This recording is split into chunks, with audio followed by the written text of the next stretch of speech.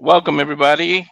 Hello, hello, all, and welcome to another Simply Reliable Studios watch along. Tonight we are doing TNA Impact. You have me, of course, Mr. Reliable, Walter, along with the Renegade, JJ Williams. How are you today? Doing well, good sir, and yourself? Doing well. Had a good, fun. Hold on, I gotta shut this TV off. But I had a good, fun time today with my family. Took an actual day off, which I never do.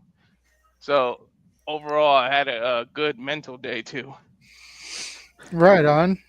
Yeah, look at you looking all sharp here, clean shaved, clean haircut. You got a Yeah. date with Jada Parker here when we get done?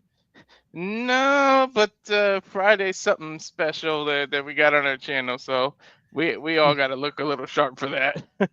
Well, that's not this Friday, that's next Friday. But even Yeah. DJ in the chat talking about a holy haircut, Batman. Yeah, I can clean up well.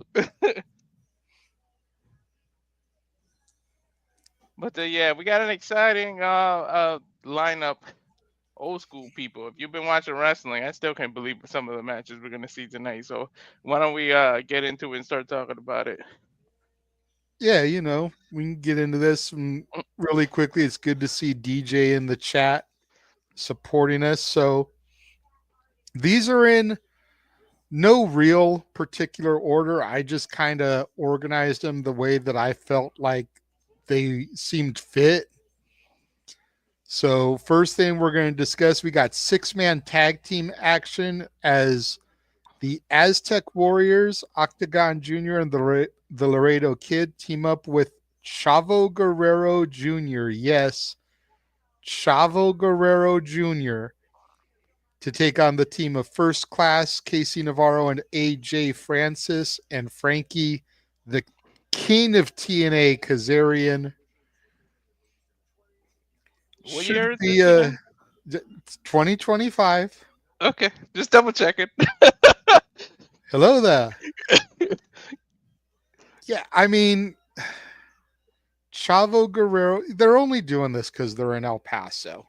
Let's just call a spade here. Yeah. They're it would be like Bret Hart in a match in Calgary, Alberta, Canada. Like seriously, it's that type of gimmick. It's only because they're in El Paso, but it's cool to see Chavo getting mixed up into things here. You've got Frankie Kazarian, who's quite possibly the next TNA World Champion when he cashes in his contract. You've got AJ Francis, who's on a career resurgence since coming to TMA and shedding the whole flop dollar label. You've got Casey Navarro, who's I don't want to call him an upstart, but really kind of breaking out here in TNA. And then you got the luchadors on the other side, Octagon Jr., Laredo Kid, and Chavo Guerrero. And the Guerreros, as we were reminded about on Monday, are part of the long history and lineage of luchador wrestling that El Grande Americano is now a proprietor and a proponent of. You know, And we don't mean the Starbucks drink. Pop in the chat says, "Nice haircut, Mr. Reliable. You next, Renegade." Not as long as I'm allowed to keep it. Look, at almost 50 years old, the fact that I still have this much hair, like that, that's saying something. And yes, as the kids like to point out, the hairline is running away from me. But I'm not Paul Heyman status yet, where it's like all bald and then there's the ponytail. I still have a decent head of hair here. Just like my old man, his is just shorter and been pretty short pretty much my entire life that I've known and can recollect.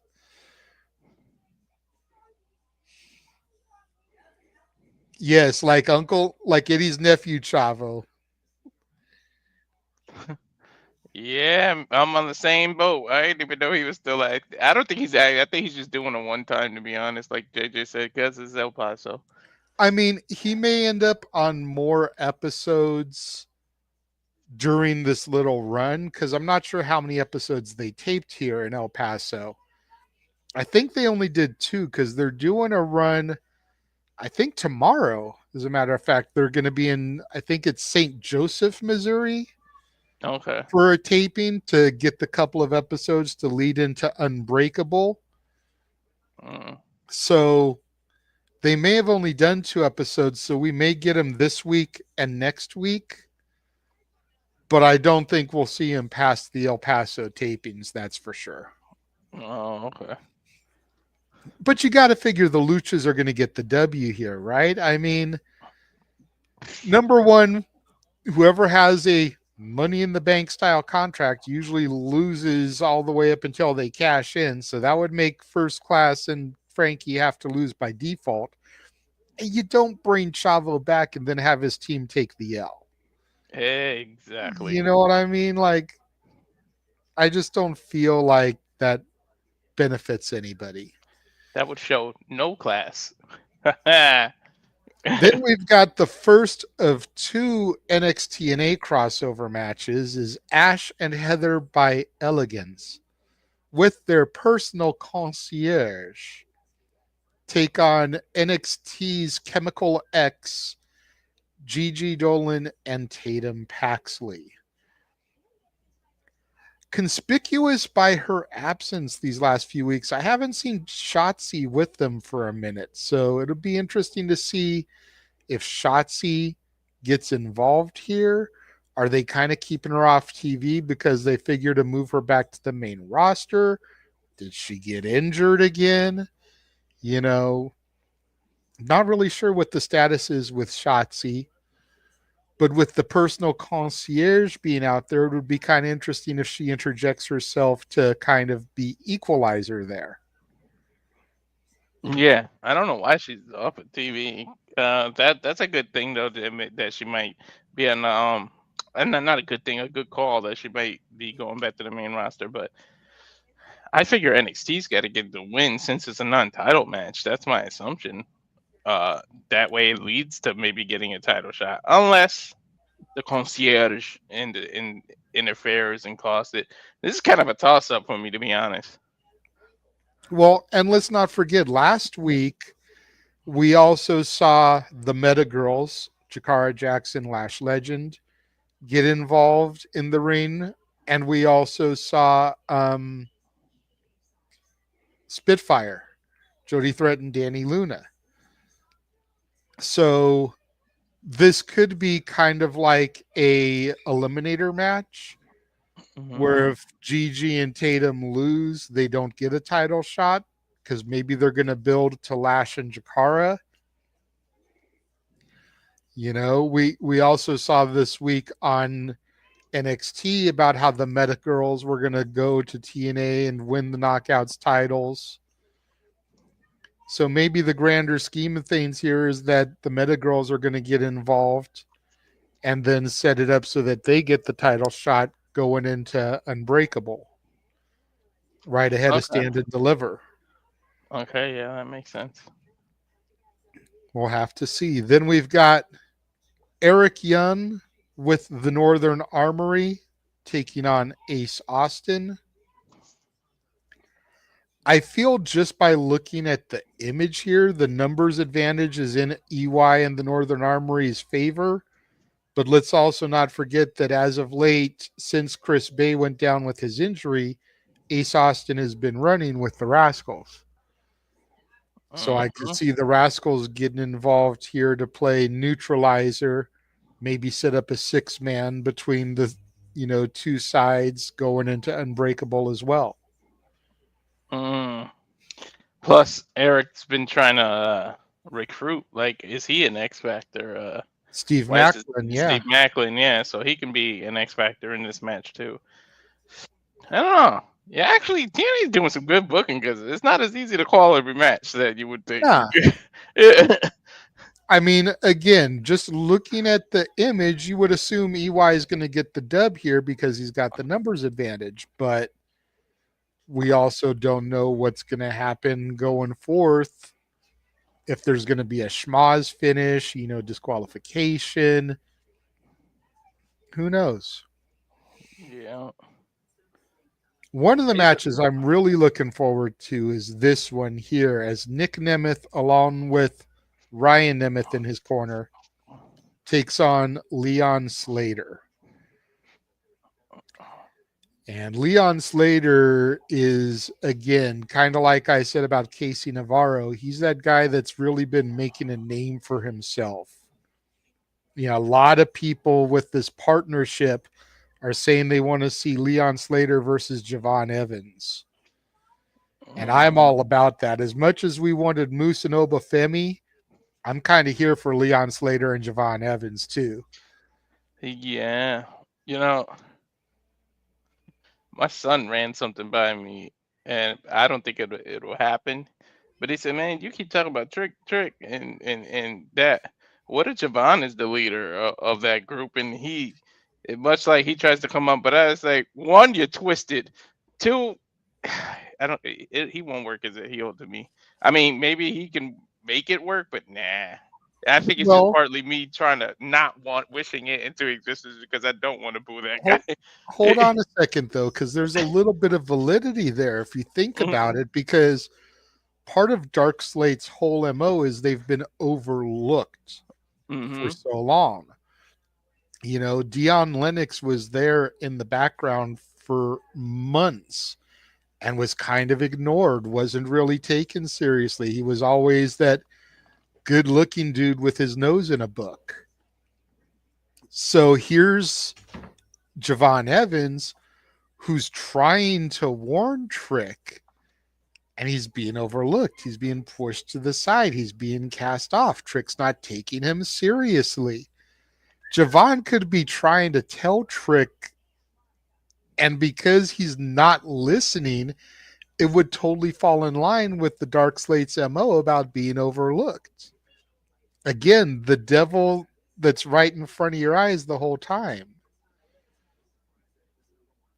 So your son poses a very interesting point there, Mm-hmm. especially since Trick said that's not my business this week. Mm-hmm. Kind of blowing them off. And like, why would he make a comment like that if he wasn't involved in them? See, and there he is. That's my point. No one's taking Evan seriously. He's overlooked. Plus, everyone is young. Evan tries to ward him, didn't listen. See, without even listening to your son's whole spiel, like I pretty much called everything that he fucking said. Uh-huh. We'll see. Yeah, I mean, we gotta admit, much like Noah, that he called it if that is happened. Yep. We're gonna find out what is next for TNA World Champion Joe Hendry here tonight. Obviously, it's gonna be a segment, but like these are the type of segments where I feel like if we're going to try to get to Cena and Hendry, these are the opportunities where Hendry needs to try to take that advantage to push for that to happen. You know, what's next for Joe Hendry? I am going to walk into WrestleMania and I am going to defend the TNA World Heavyweight Championship on the biggest show of the year. Mm. That's what's next for Joe Hendry. That way we can kind of push to the Cena Hendry thing. Then if Cena wins the title like everyone is expecting now, you can have that face to face, maybe the Raw after with Hendry and Cena. Yeah. Just kind of walking by, or even before Cena wins the title, he could walk through the hallways and see Hendry and could drop like a see you soon champ type of line. Yeah. Or it'd be funny if people like drop clues in front of Cena, like about saying names or something, and Hmm. Cena's just clueless. Like, what the hell are you talking about? Like you do a few of those kind of segments. And who's to say that Cena's not going to go on a belt collector type of run like Kenny Omega did in his last year and try to get multiple championships? Just Hmm. so that it's like, okay, number 17, but I'm going to add number 18 and number 19, and I'm going to try and boost things here so that when I do leave at the end of the year, my record's even harder to break. Because, and this is something that I wanted to bring up on Shenanigans, so I'll kind of plant the seed here and then we can water it later this weekend. Okay, John Cena wins number 17 at WrestleMania and he retires as a 17-time champion. Hmm. Charlotte is 14, Orton is 14. For either one of them to get 4 more reigns is not impossible.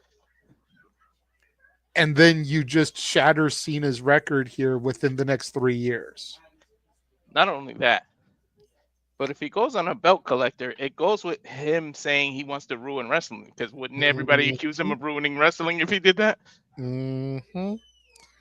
So and that just means that's more championships that would be considered as part of WWE lineage. Where WWE doesn't acknowledge and recognize certain titles right now. If John Cena were to go and get the NWA title off of Tom Latimer, Uh-huh. if he was to go get the TNA title, they don't really acknowledge the TNA World title usually when they talk about people's championships because they never refer to R-Truth as a former world champion. So if he goes and takes the NWA title off of Tom Latimer, now all of a sudden they have to acknowledge that R-Truth is a former 2-time world champion. Oh yeah. Then they gotta give AJ Styles, they talk about how he's won championships wherever he goes, but when they talk about his world title runs, they only really reference the WWE stuff. Whatever it is, 2-time, 3-time WWE champion. They don't say that he's like a 8-time world champion, counting the NWA titles and the TNA titles he's had. So now all of a sudden you got to recognize all those too. So you do this with Cena, and then there's more championships that WWE has to start acknowledging. And like, I feel like that could just be better for wrestling because then again, you've got, like I said, you've got Randy Orton's a 14-time champion, and Randy's on the downside of his career, Mm-hmm. but I could still see him with the right push getting another 4 more titles That's true. before he retires. And he's so close to that already. And same thing with Charlotte. And then the whole thing can be like, okay, well, you broke my dad's record. Now Flair has the record again. Ooh. You know? And she's younger than Randy. As much as I don't like the thought of Charlotte having more title runs, it's like, so then you have the Flair reclaim the record. Hell yeah. That actually makes a lot of So sense. so it's like you may as well buffer Cena with a couple of extra runs here and title accomplishments so that you kind of make it a little bit more difficult. What if we get Cena actually up to 21, which is Flair's real number? Mm-hmm. We all And know that that. that seems like it's crazy to think about, but if he gets 17, if he wins, let's say he wins the NXT title, that's 18. Now you acknowledge the NXT title, the Impact title, TNA title, that's 19. The NWA title, that's 20. Then all he has to do is like lose and gain one back. Mm-hmm. Now you're up to 21, which is Flair's real number that doesn't get acknowledged.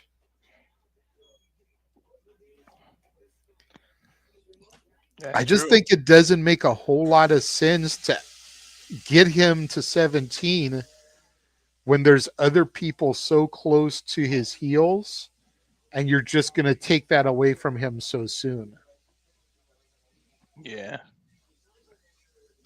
And my dad's saying that he read that Flair will be at Mania. What do you think about Flair getting involved to stop Cena from breaking the record? See, I was thinking about this yesterday because, and I forget what I was watching. If it was somebody's space that I was in or if it was a video I was watching, but someone was talking about this and having a moment backstage where Cody Rhodes is getting ready to make his entrance and he walks past Ric Flair. Mm. And you have a moment there with a Flair and a Rhodes at WrestleMania, right? And it can kind of be presented to, like Dad is saying there, about Flair not wanting Cena to break the record. But Ric Flair has always and forever will be, until the day he dies, the dirtiest player in the game. What if it's Flair that takes the title, helping Cena get number 17? Because at the end of the day, Flair has always had that hatred for Dusty Rhodes. Mm-hmm. Arguably, Ric Flair's greatest rival was the American Dream. Now, what better way to stick it to Dusty, even in death, than to cost his son the championship? Then And he'll. then, hold on, because I'm going to cook, because this other person was cooking. I'm going to give you Mm-hmm. this right here, too, that they gave. And I think I remember where I got this now. I was watching Busted Open, because this was a Dave LaGreca, Bully Ray conversation. Mm. Let's not forget when we just had Raw at the Garden, Cena was not on that card because they've been billing everywhere he goes as the last time John Cena is going to be here.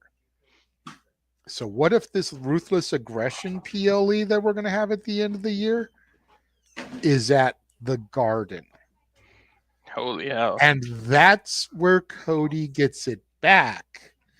And now Cody has that moment that we wanted, that I've been talking about for fucking 2 years, where Cody wins the title and perches the ring post, holding the belt in the air just like Dusty did in that building when he thought he had won the title. Damn. That makes a lot of sense.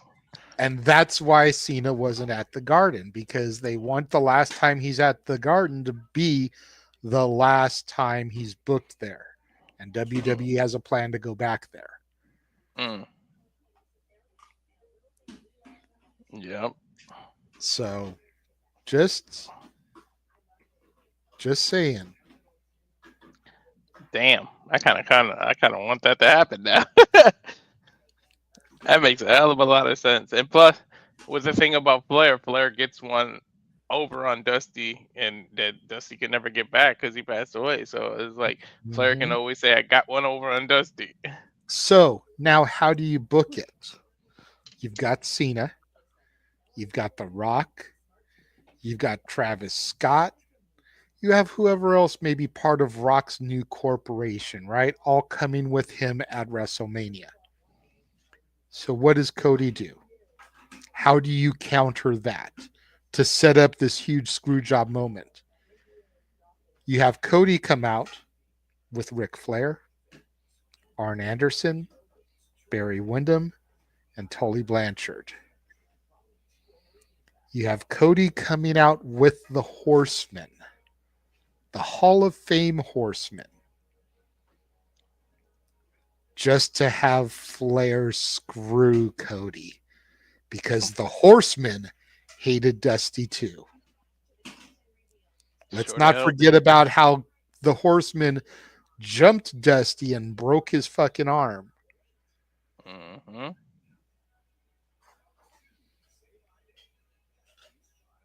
They really did. They hated Dusty. Go back and watch some old NWA fights, man. So I'm just saying, like eh, that could cook. That could cook. yeah. Pay attention, Safed. I just said the pay-per-view be at Madison Square Garden in New York City. Pay attention, bruh.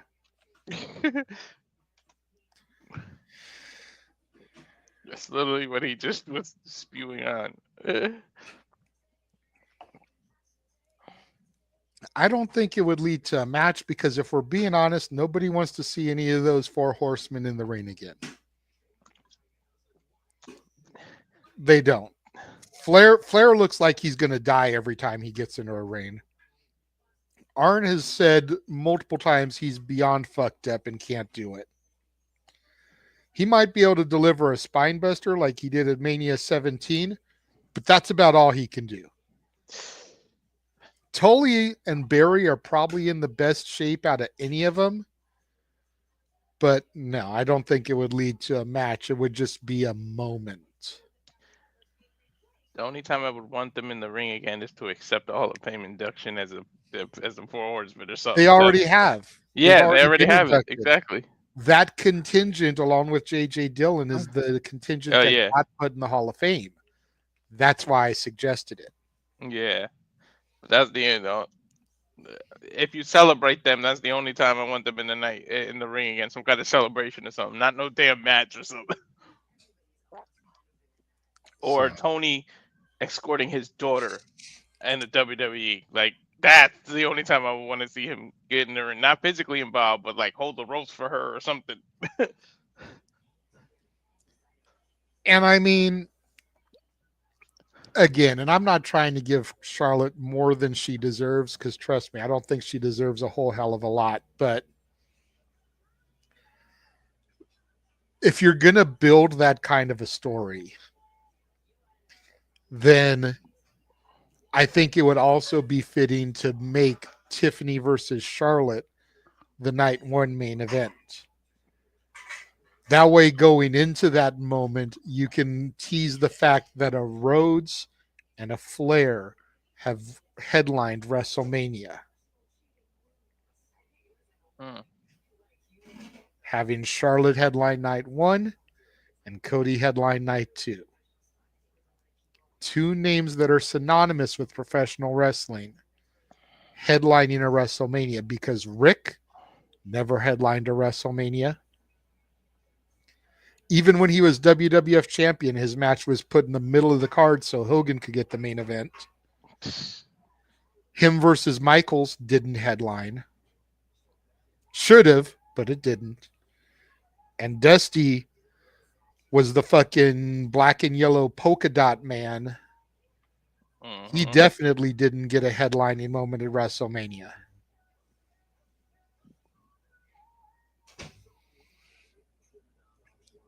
So, and Charlotte has main evented on more than one occasion, I believe. Definitely she main evented that Mania 35 one. Might have been her only one. So this would be at least her second one, and it would be Cody's third main event. Damn. That's a well-course cooked meal. Gracias!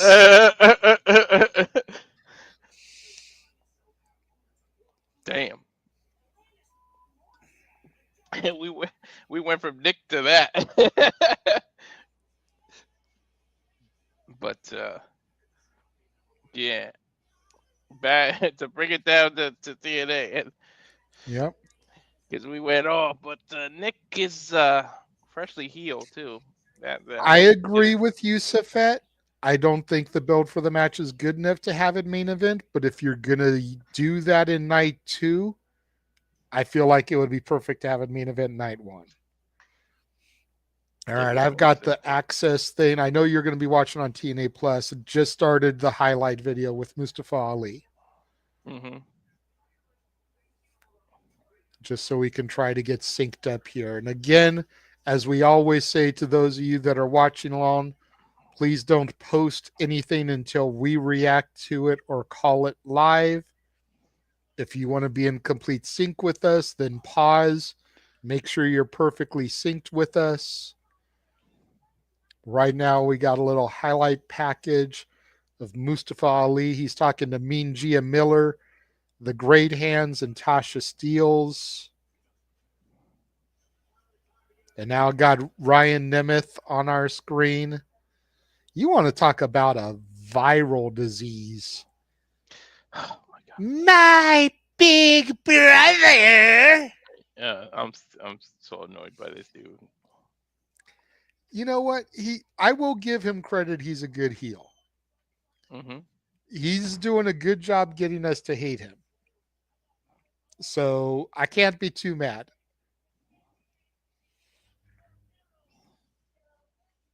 That's true. His job works, I guess. Yep.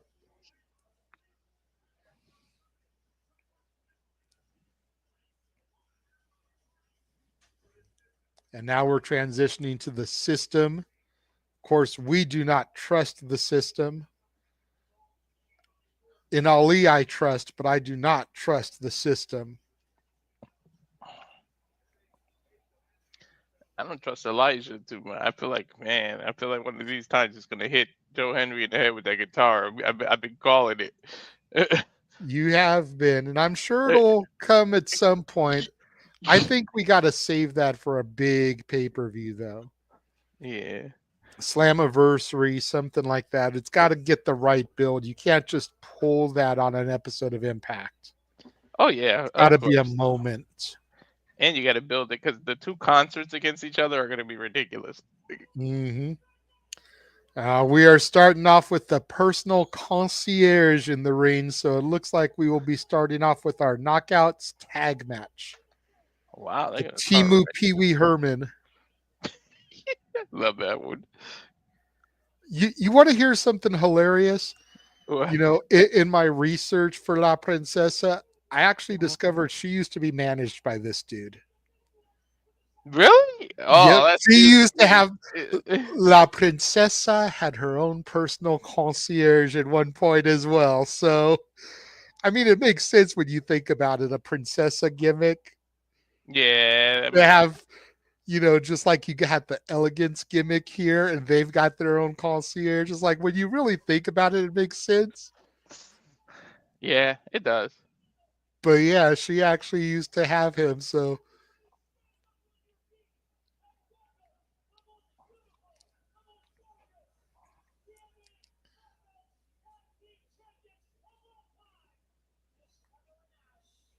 by elegance. So I think everybody by now knows the way I've shit on Ash in this gimmick. With it being very much a timeless Tony Storm kind of knockoff. Ash by Elegance, timeless Tony. Like, I will say though, the more and more it's gone on, and especially ever since they added Heather to the mix, the more and more I've kind of enjoyed it. Because I really like Heather. Yeah. Heather Reckless, now Heather by Elegance. There's something about her I like. I never was a big Dana Brooke fan, which I think is why I kind of shit on her doing the gimmick so much. But Heather essentially kind of being the Mariah May of sorts, the youngster taken under the wing here. The concierge is Luther. I am slowly starting to enjoy it more with Heather as part of the mix. And now here comes Chemical X from NXT, Gigi Dolan and Tatum Paxley. Mm. Something I thought was very interesting. I don't know if you put this together or not. I find it ironic that they have Jacy and Gigi on the same set of tapings for Impact, considering they used to be Toxic Attraction together. Yeah. Granted, they're doing their own shtick. Gigi now with Tatum, Jacy now with the Fatal Influence. But I find it kind of interesting that they have Gigi and Jacy on the same set of tapings and aren't keeping them separate. Yeah. Number Ender. one, I feel like that shows that they're still really good friends because they probably all traveled together if we're keeping things real. Yeah, of course. Gigi, of course, is also either dating or married to Zachary Wentz from the Rascals.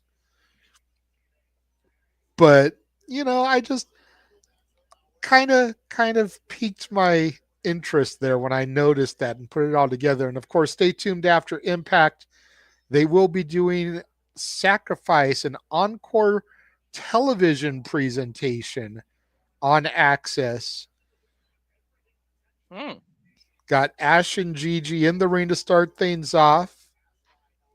Gigi putting on some great wrestling maneuvers here. Nice arm wringer takes Ash down to the mat. And there you go. Little shout out to her husband's team, Gigi with the little rascals taunt. Gigi with the drop down leapfrog over Ash as Ash hits the ropes. Gigi comes off the ropes. Nice clothesline takedown to Ash by Elegance, and the tag here to Tatum Paxley. Gigi comes off the rope. Nice shotgun drop kick to the chest of Ash. Tatum with the little flip over neck hold. Gigi with the drop. That's total Rascals offense right there. mm, I Referee was gets a 2 count. I was just gonna say that. That is the Rascals offense for sure. Yep. Ash with the tag to Heather. Now Heather in the ring with Tatum. Goes for a cutter, but Tatum counters.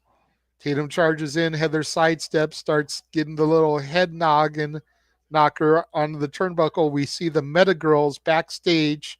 Lash Legend and Jakara Jackson watching on the monitor.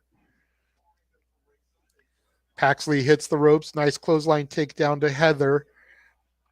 And Pax looks like she's about to start working the leg over. No, instead, cover. Oh, she's got her locked into the submission we've seen her using a few times here. Not really sure what she calls it, but definitely effective maneuver. I was gonna say, call it effective. And now we see Spitfire backstage as well. Danny Luna, Jody Threat, the former Knockouts Tag Champions. Gigi in, Irish Whip sends Tatum right into Heather, crossbody. Now springboarding off of the back of Tatum Paxley into a Bronco Buster is Gigi Interesting. Dolan. Hooks the leg, gets a 2 count kick out by Heather. I believe back in the Attitude Era days when the women did that, it was called a face full of stuff. Yeah. Rapid fire boots to the face of Heather. Now Gigi bouncing off the ropes, goes for another shotgun drop kick, but the personal concierge being effective, pulling Heather out of the way. Now here comes Ash stomping on Gigi. Gigi landed hard on her Referee tailbone. distracted. I know her tailbone is hurting right now. I don't know. Gigi got a lot of tail to be landing on. So chop from Heather by Elegance to the chest of Gigi, and now the tag to Ash. Ash coming in with some kicks to the midsection, stomping the proverbial mud hole in Gigi and walking it dry. Still to come tonight, Nick Nemeth against the young upstart Leon Slater. Looking forward to that match. Now Ash going back to the stomps. We've also got Chavo Guerrero and the Aztec Warriors, Laredo Kid and Octagon Jr. versus First Class and Frankie Kazarian. Tag in back to Heather. And Heather and Ash working the quick tags here while Gigi is in their corner. Gigi with a boot to Heather as Heather tried to showboat. Nice roll through by Gigi, trying to get the tag. And a Glasgow kiss. And then the tag. Here comes Tatum. Here comes Ash. Tatum in with some fists and a nice step up enziguri rocking Heather. Drop kick to Ash. Shoves Heather into Ash in the corner. Tatum comes charging in. Crossbody to the midsection. Sandwiches Heather. Nice butterfly suplex up and over by Tatum Paxley. Froggy Bow short range drops and then gets a 2 count there. Standing Froggy Bow there. Tatum dragging Heather to the corner. Tatum going up to the top rope here. Personal concierge getting up on the ring steps. Tatum needs to beware Personal concierge pushes Tatum and Paxley off. And now Ash.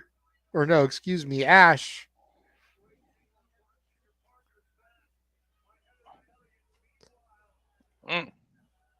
Ash starting to climb, smacking her booty, telling the fans to kiss her butt. Swanton bomb connects to Tatum. Paxley hooks the leg. 1, 2, 3. I'll volunteer for that, Heather.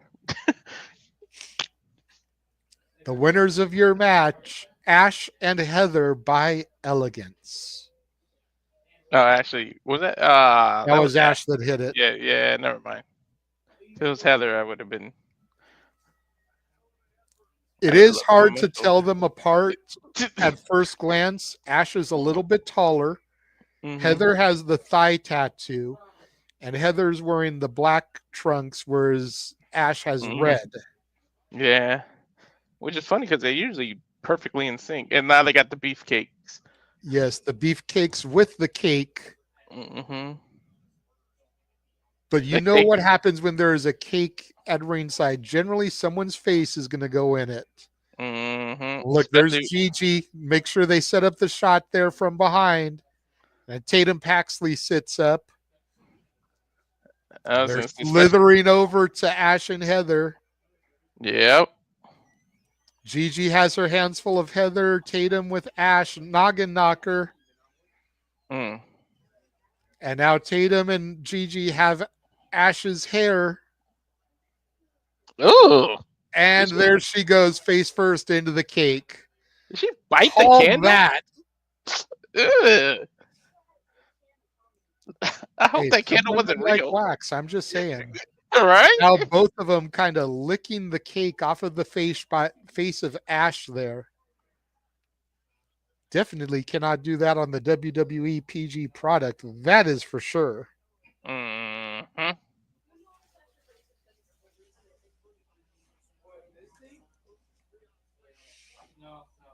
Yeah, her hair.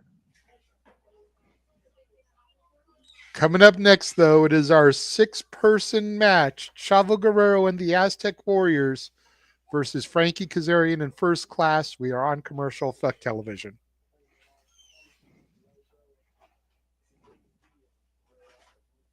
I want to go home, Ash is saying. Well, while we have this little commercial break here, we did make the announcement this past Saturday. Going to go ahead and run this little promo video for La Princesa, who will be joining us on a very special Friday shenanigans. Get it? Got it. Bueno.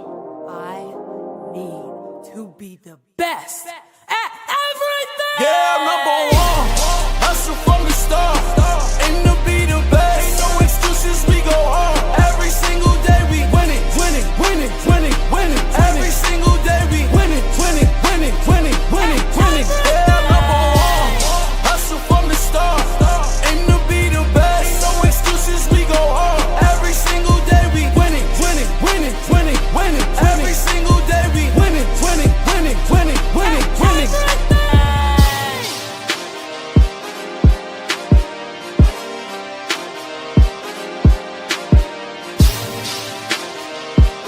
Get it? Got it. Bueno. Yeah, number one.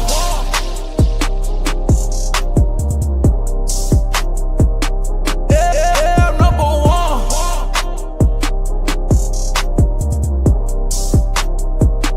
Yeah, number one. Hustle from the start.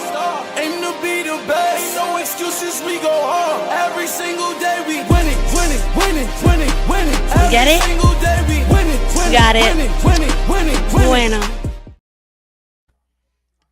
Shout out to JoeyEllz for the use of his song number 1, which is La Princesa's theme song in the NWA. Not sure if she uses it at the Indies or not, but I know she uses it on NWA programming. But a special Friday shenanigans, Friday, April 4th, normal time 11 Eastern, 8 Pacific. We will be welcoming La Princesa Tiffany Nieves to the show. So make sure you mark that on your calendars and you tune in for that. That song is a banger, dude. That shit is a head knocker. Right? Every time I hear that, when you first heard it, I mean, Just kind of start feeling it there. It's like, okay, yeah, okay. that's what a theme song should be. Shoot, Def Rebel, take notes. exactly what I was gonna say. You remember? You remember? My Def Rebel needs to take notes. Shit. And speaking of Def Rebel, we of course will be doing our top 10 Def Rebel theme songs coming up as we are on the road to WrestleMania. Got a lot to get into there. But yeah, that should be a good time, man. I'm looking forward to it. Been corresponding with her quite frequently ever since the original messages were sent. Mm-hmm. Seem to hear from her at least once a day. Nice. The only time where I went a couple days without really hearing from her was last weekend. But again, the life of an independent wrestler, that's the craziest time for them. Hell yeah. That's money time. Exactly. But I mean, been getting messages from her corresponding. I posted the graphic today, followed by the video as a attachment to it on X. She liked and retweeted both things to help get the word out there about it. So I can tell that she is definitely looking forward to it as well. Really wish that money and transportation was not an issue for me, as she is wrestling in SoCal on Saturday, and I'd love to go see her live, introduce myself to her, let her know who I am. But money and transportation is a thing. I don't care what Jermaine Dupri and Jay-Z told you about money ain't a thing. Money most definitely is a thing when you not as big time as guys like them. But we are back now. Ash is getting tended to by the personal concierge, trying to get the cake out of her face. Maybe I need to get her to tell people to subscribe. All of a sudden, my numbers will go. Right? Ash saying that her Elegance celebration has been ruined. Ruining the Elegance legacy.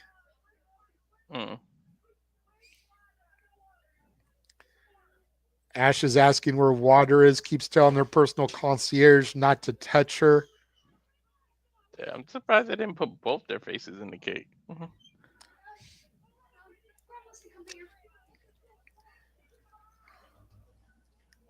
I don't know what was worse, the way that she looked when you still had the chunks of cake, or the way she worked after she wiped the chunks of cake away and all she had was white cream all over her face. And you can do with that however you want. Yeah, I'm not touching that. We know your wife is listening, so I'm gonna pose it to her. Lee, what was worse? What was worse? We've now got First Class in the ring, about to be joined by the king of TNA, Frankie, the future Kazarian, and the future is now, and the future looks good.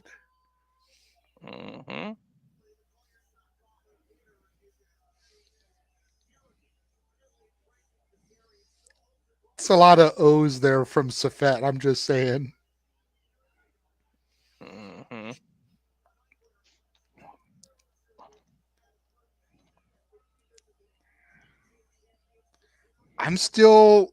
Jury is still out for me when it comes to Frankie. Like, I know he's cashing in his cup soon. I'm 99.99999% positive he is going to win when he cashes in. The question becomes, where does he do it? Does he do it in Vegas going into WrestleMania week so that he can come to Los Angeles, the conquering hero? Does he do it in Los Angeles at Rebellion so that he can come to Irvine, which is Orange County, where he's actually from, the conquering hero? Or does he do it at one of the TV tapings in Orange County in Irvine and do it in his home. That's where I'm still contemplating what's going to happen here. Your wife chimed in, the white cream, way worse visual. That's Val Venus levels of stuff. Oh yeah, the Attitude Era with Val Venus, they should do some crazy stuff. So thank you, Lee. And now here comes the man carrying on that tradition of legacy, the Guerrero name, Chavo Guerrero. And again, of course, we were reminded on Monday what the Guerrero name means to lucha libre history, as El Grande Americano studied the likes of Blue Demon, Mil Mascaras, the Guerreros.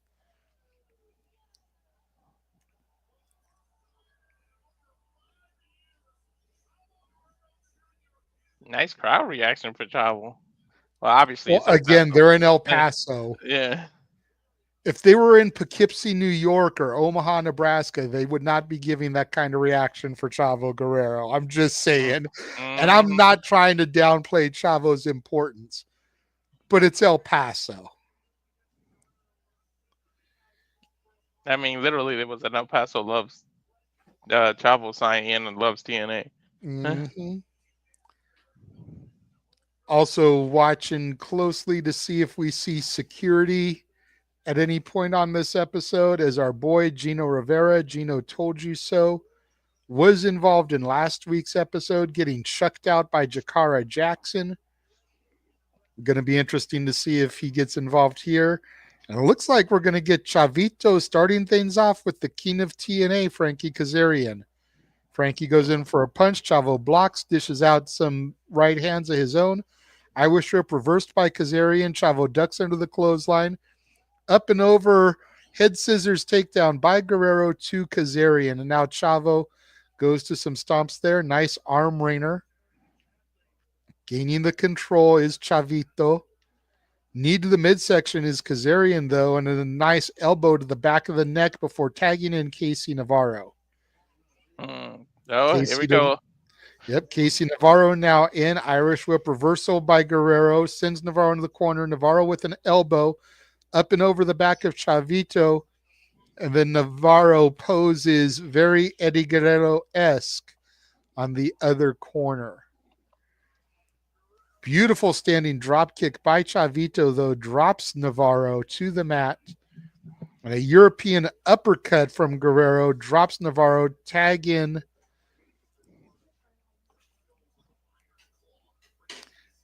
Not sure which one is which here, as far as Laredo Kid or Octagon. I think Octagon's the one with the aluminum looking outfit.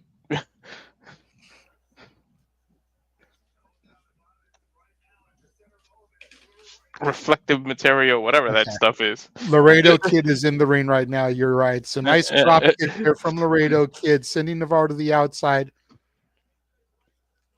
Puts the brakes on before he does a springboard over the top rope. Suicide dive as AJ Francis goes out to check on Casey Navarro. We go to commercial. Fuck television. God damn it. Your wife saying that's a Temu S.A. Rios. He just needs a Timu Lita. I told you, he looks exactly like S.A. Rios. It might be his son or something. You never know. Oh, Casey Navarro? Yeah. That's mean. Yeah. I actually like Casey Navarro. I don't like him with freaking AJ Francis. Yeah. But I do like Casey Navarro. I see huge promise in that kid. Mm-hmm. I mean, he took Rich Swann's place, right? Yes. Yeah. It was originally Rich Swann along with AJ Francis. And honestly, I feel like it's been better with Casey Navarro. It has, but Swann did put on a banger in that Benefit. Him and Ricochet. That Benefit was a great show, man. Dude, again, man. If you guys have not seen the Benefit for Bay that FSW Future Stars of Wrestling put on in Las Vegas this past weekend, and you have a Triller Plus subscription, go and watch it.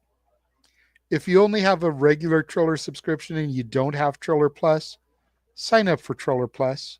You get a 7-day free trial. Mm-hmm. Sign up for the free trial, watch the benefit for Bay, and then cancel it. Mm-hmm. Then you don't get charged and you still get to see it. Mm-hmm. But it was a hell of a show. There were no real storylines going in the matches. It wasn't about that. It was about great action for a great cause. And like I said on the Spaces on Tuesday, if you can sit there and watch Chris Bay walk onto the entrance ramp on his own, take his girlfriend's hand, walk down to the ring, get into the ring, then give that heartfelt speech, and you don't get emotional, you're in the wrong fandom. I got choked up. Noah had to check on me. Seriously, and I say all that not to sound like an asshole, but what people need to understand is that until I started getting back into TNA in the last year and a half, I didn't know who Chris Bay was. When I started first watching TNA the last year to 2 years, I wasn't a big Chris Bay fan. I was only starting to come around to Chris Bay and Ace Austin when he got injured. So for a guy, admittedly, who gave not a fuck about Chris Bay, to get emotional watching that shows the magnitude of the moment. That's why I say that. Because that happened at Bound for Glory last year. That was what, October? Bound for Glory? I maybe only started to care about Chris Bay around Slammiversary time, so July. So I only was really giving a shit about Chris Bay for a couple of months before that happened.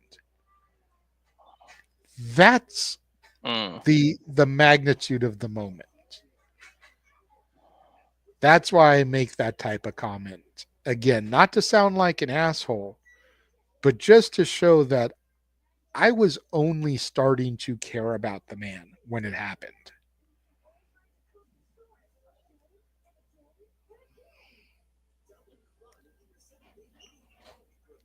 Definitely. I want to go to freaking Legoland. I want to go to Universal. Right. Damn.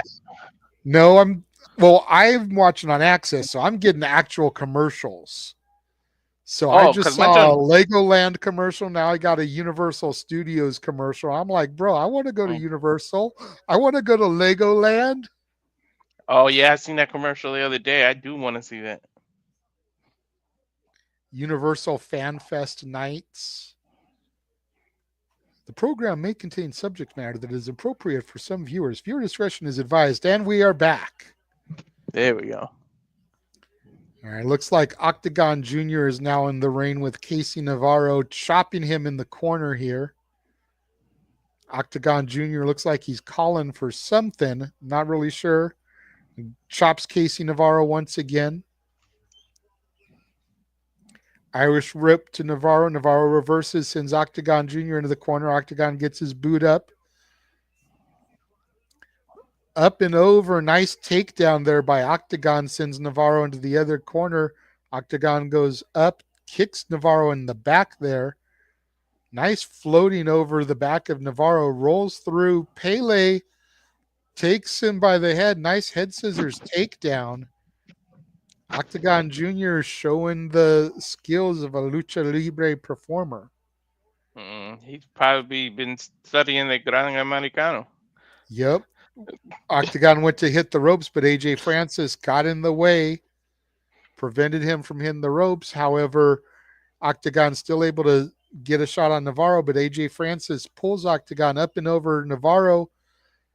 Tope con hilo over the ropes there, takes down Octagon on the entrance ramp. AJ Francis now getting in the ring. Is he going to hit the ropes himself?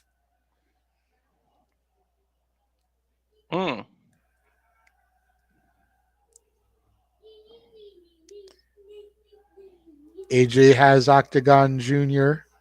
Calling for the crowd to be quiet. Nice overhead chop. Ah!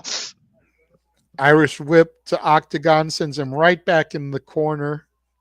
And AJ Francis basking in the heat that this El Paso crowd is giving him. Still to come tonight, Nick Nemeth versus Leon Slater. Eric Young with the Northern Armory versus Ace Austin. And Masha Slamovich versus Jacy Jayne. Dude, Nice splash from AJ Francis into Octagon there in the corner. What were you going to say, Walter? We talk about Gunther, but AJ's got some chops too. Like, my chest started hurting watching that shit. Well, AJ has the chops because he's got the meat on him to back it up. Mm-hmm. I'm not saying that Gunther's a small guy by any stretch of the imagination, but he's a lot more cut than AJ is. So AJ's just got that force and that velocity that's going to come with it. Mm-hmm.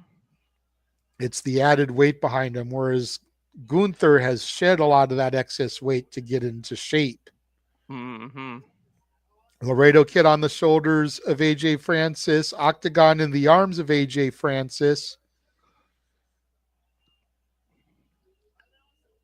Jesus, just takes both men down to the mat, gets a 2 count. Chavo Guerrero breaks up the pinfall attempt from AJ Francis. Ooh. They look like children to AJ, man. He's so much bigger than them. You want to talk about Timu? We got the Timu Suge Knight in there right now. All right.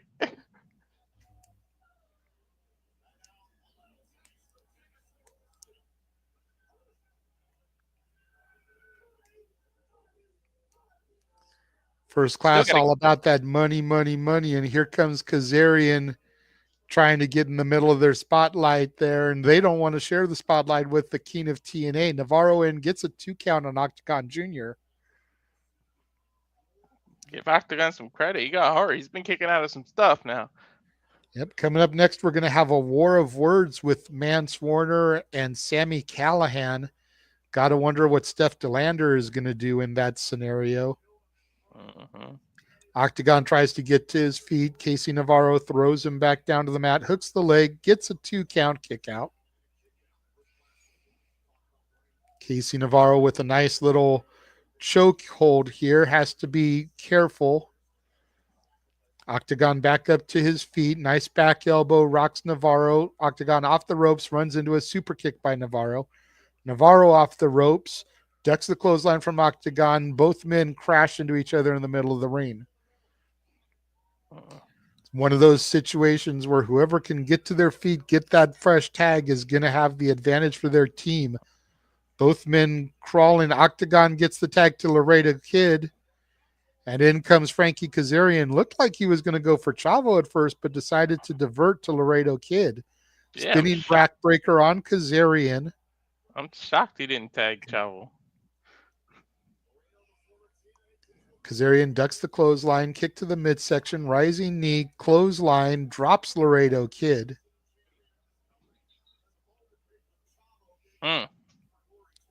Tags in Casey Navarro.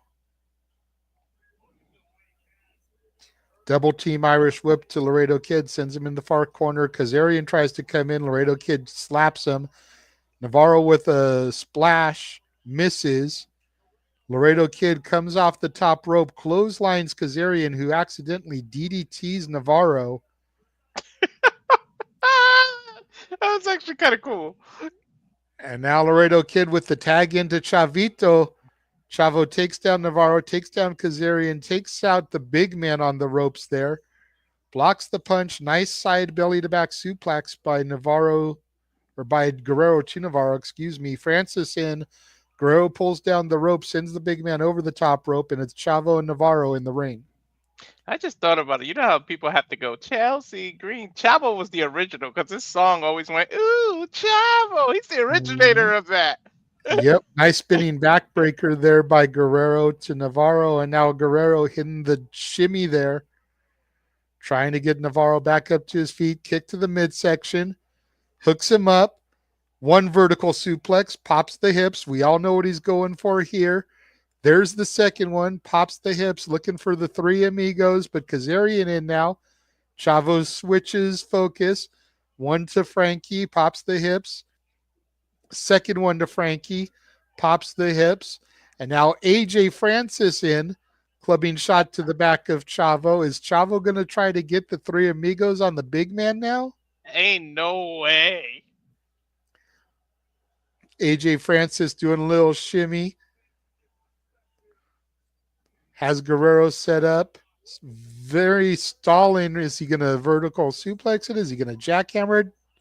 Chavo counters with knee to the head. One vertical suplex, pops the hips. Oh my God. There's the second vertical suplex. Guerrero pops the hips. Wow. Chavo trying to get the crowd into it. And there's the third amigo. Chavo hits the three amigos on the big man, AJ Francis. Wow. Okay, Chavito been hitting the gym. Aztec Warriors in the ring with Chavito. Octagon and Laredo Kid both heading up to the top rope there. Huge cross body blocks from the two men, taking out Kazarian and AJ on the outside. Navarro in, rolls up Guerrero, gets a 2 count. Guerrero kicks out. Kick to the midsection by Guerrero. He's got him set up. Is he going to go for the gory bomb here? Mm-hmm. Drops it. And now Chavo going to the top rope. You know he's feeling froggy here. Viva la raza.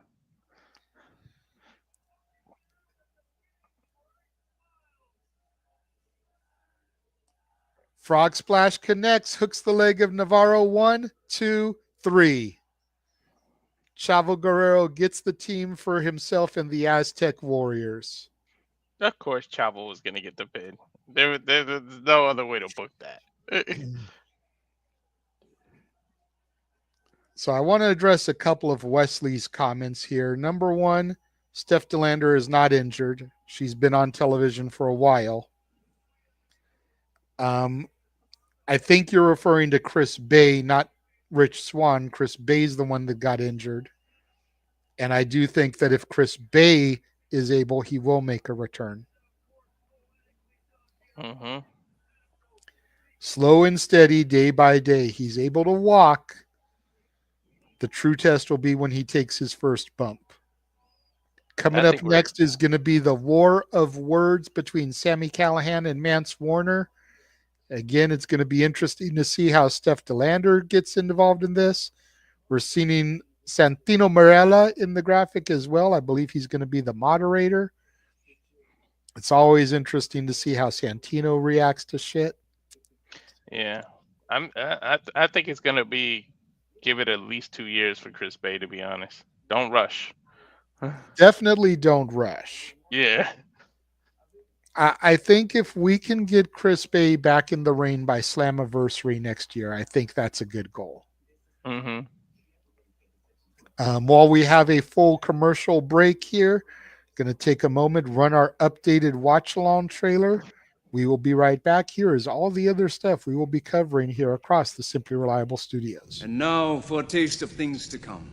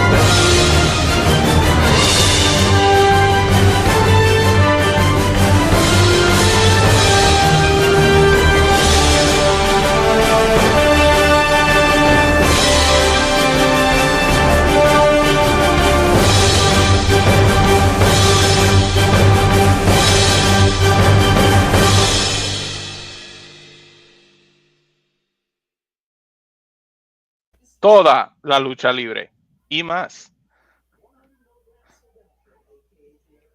They're just like, what? I figured that was all the wrestling and more. Yeah.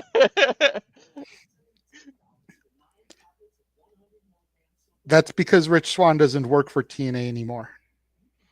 Yeah, That's why he hasn't been on Impact. He doesn't work for the company. Shit, they might want him back after that showing. He put on a match with Ricochet. AEW Yes, might he be did. taking notes. Yeah, WrestleMania weekend is going to be crazy. Everything from the 16th through like the 22nd is going to be knuckin' futs for us. Mm-hmm. So,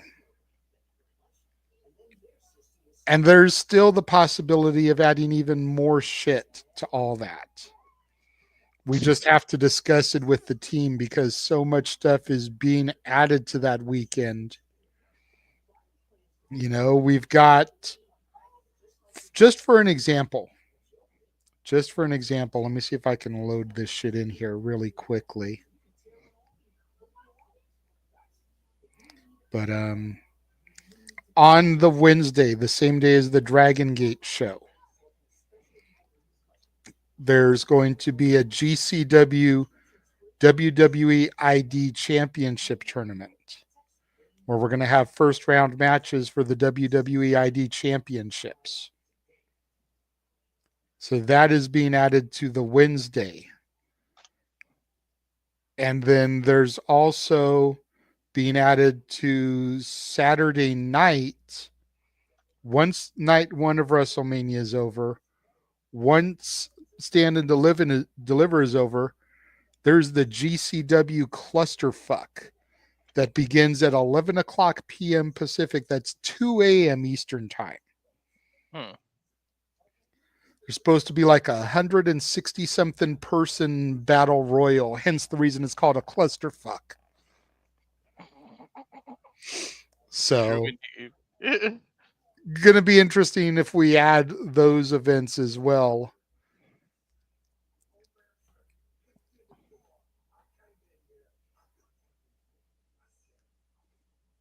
Mance Warner saying he's kicked in the door and done everything that he said he was going to do.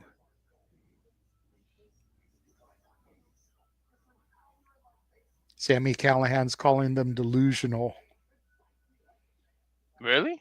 I got a weird Rosemary promo. Yeah, I'm in the middle of the sit down here. Yeah, plus it's crazy. Watch, it's gonna jump to the sit down after this weird promo. Well, Noah, you dig Crazy Chicks. Check out Rosemary because sheesh, this promo is airy. Jeff DeLander saying that she is the TNA Digital Media Champion, that we are the champions. Now I'm with you. See, TNA Plus added an extra thing. That was weird.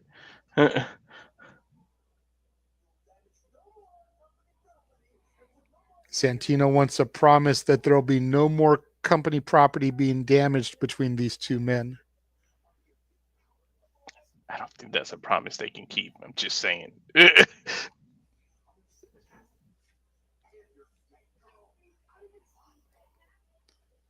Sammy says he's going to send Mance Warner and his skank girl out of here. Them's fighting words. Yep, Steph DeLander just threw water in Callahan's face.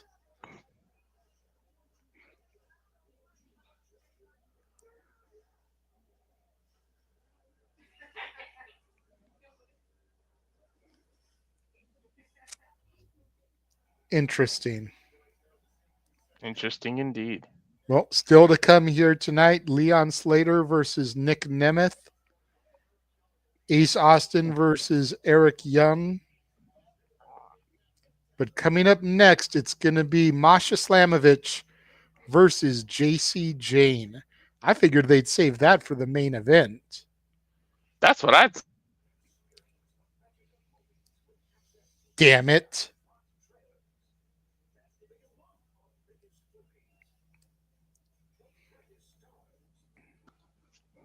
I would have saved that for the main event. That's a little.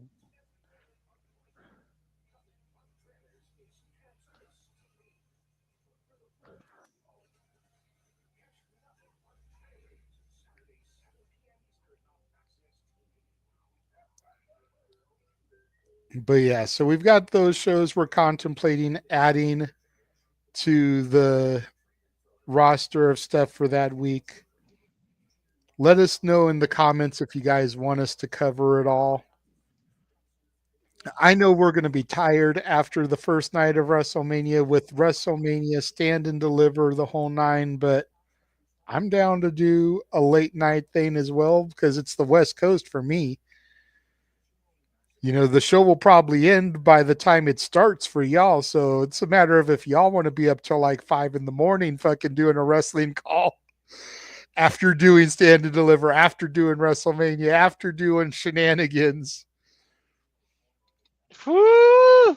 Yeah, that's double triple duty. And then to do another pay-per-view as part of it. You know, some of the people that have been announced for the clusterfuck are the reason why I want to do it. Like they've announced Zeta Steel, who's a WWE ID prospect that we've seen on Evolve. They've announced Human Tornado, who's a SoCal legend.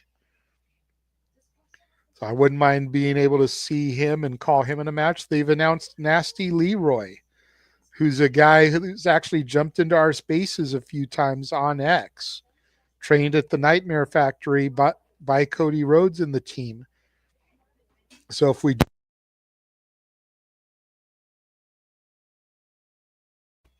lost my mic there for a second. So if we do that show, we may be able to get him to jump on for like an interview or something, either before or after, to kind of help promote it and everything.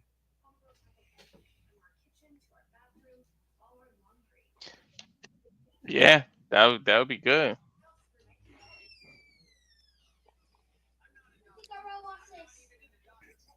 And then considering that you and I at least watch Evolve, it might be kind of fun to do the WWE ID tournament first round stuff, you know.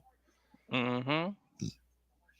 Because the first match that's been announced for that is Kylie Ray versus Zeta Steel. There you go. Like right shit, off the bat. that sounds like it should be a semifinals or a finals match, and that's going to be a first round match. Yeah. Wow. And then they've also got this 6-man that's a rematch of the first episode of Evolve. Jack Cartwheel, Sean Legacy, and Cappuccino Jones versus Jackson Drake, Ricky Smokes, and Brad Baylor. So we get the swipe right guys. You get Cappuccino Jones with all the coffee puns. We get Jack Cartwheel. Can we get Cappuccino Jones and a Gran Americano as a team? Can we just do the coffee team? Right. That would honestly be kind of cool.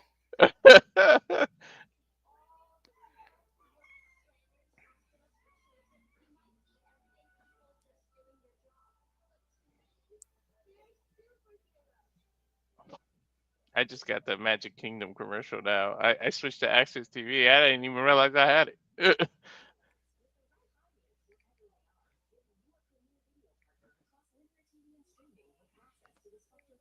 Yeah, also in the clusterfuck is going to be super crazy. Super crazy.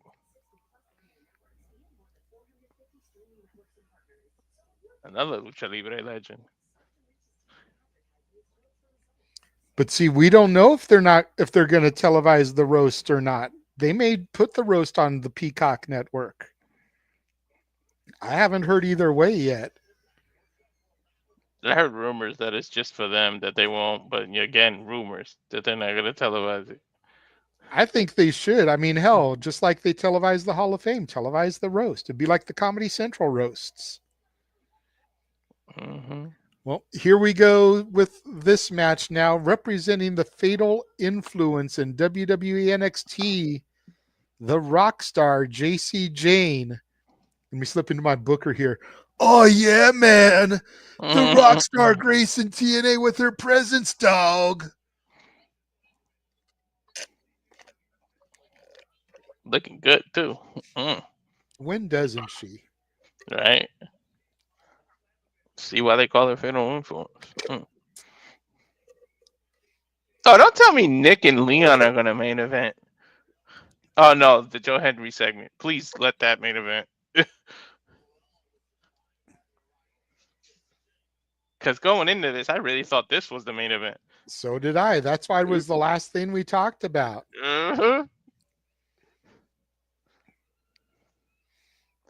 And now here comes your current reigning and defending TNA Knockout Champion, Masha Slamovich. Mm-hmm.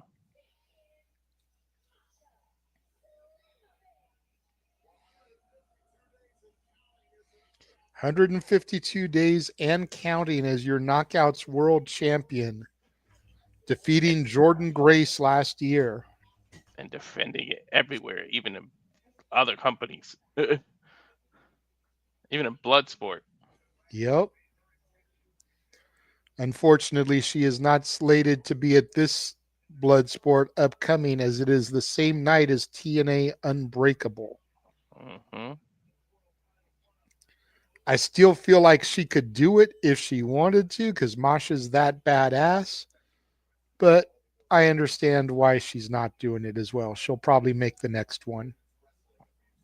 Probably. Collar elbow tie up, both women in the ring, trying to get the upper hand here. What's going on, Cleaver? Good to see you gracing us in the chat room. What's up, dude? Great job hosting the review this past week. Keep up the good work, my man.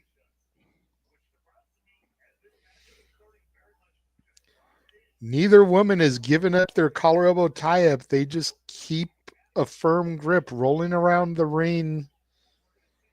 Jacy trying to get the advantage, going for the hair. Masha taken down to the mat thanks to the hair, and Jacy just taunting. Hitting a little seductive shimmy there to tease Masha. Goes charging in, drop toe hold, gets Jacy on the middle rope there. And a boot from Masha to the face of Jacy Jayne. Masha off the rope with a nice clothesline, and Jacy rolls to the outside.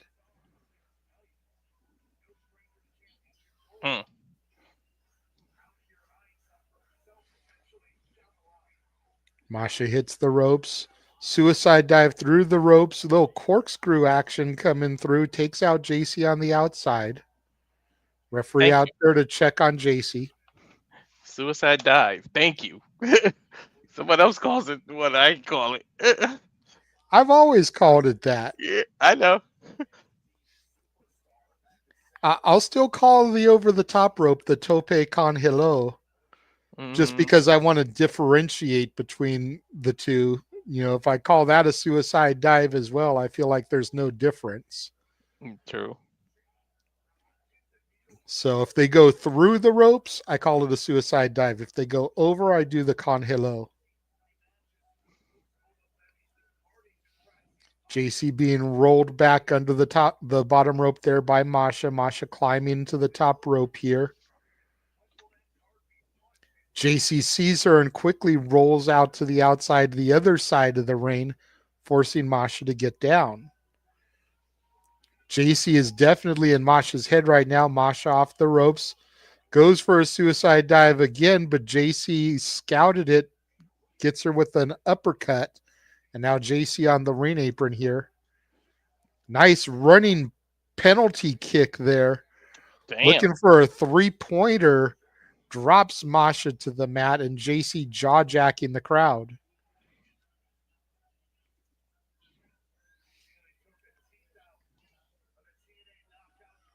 Grabbing Masha by the head and neck, throws her back into the ring. Now Jacy coming in. And right back to the back of the head and neck with punches and kicks goes Jayne. Well, I know what she's focusing on. Mm-hmm. Great call there by Jacy. And now you can see the big boot under the throat of Masha, pushing her back on the ring pad.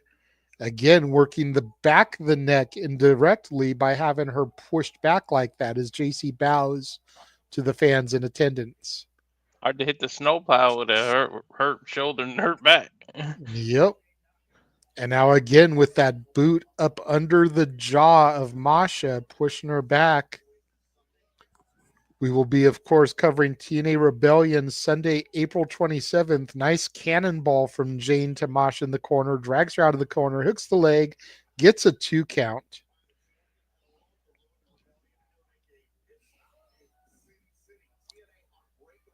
Yeah, see, they're in St. Joseph, Missouri this weekend with some tapings ahead of Unbreakable. That'll be the stuff that gets them through to Rebellion. So this is the last Guerrero appearance. And then, of course, Irvine for Impact 2 nights.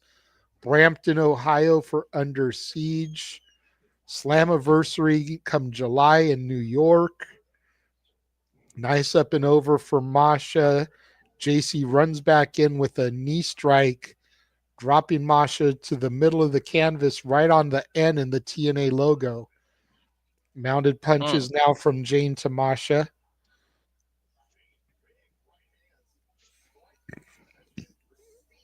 Nice sidekick from Jayne to the jaw of Masha.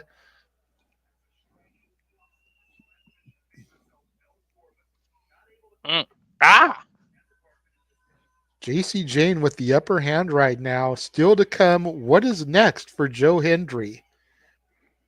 The champ will grace us with his presence and speak to us. Still got Eric Young with the Northern Armory taking on Ace Austin. Nick Nemeth versus Leon Slater as Jacy Jayne has Masha down on the mat. Nice little submission here. Dude, Jacy is taking it to Masha. Hey, for years, everybody said the Knockouts division was the be-all, end-all in the United States. Jacy Jayne clearly took exception with that and is showing the world why the women of NXT are the superior women.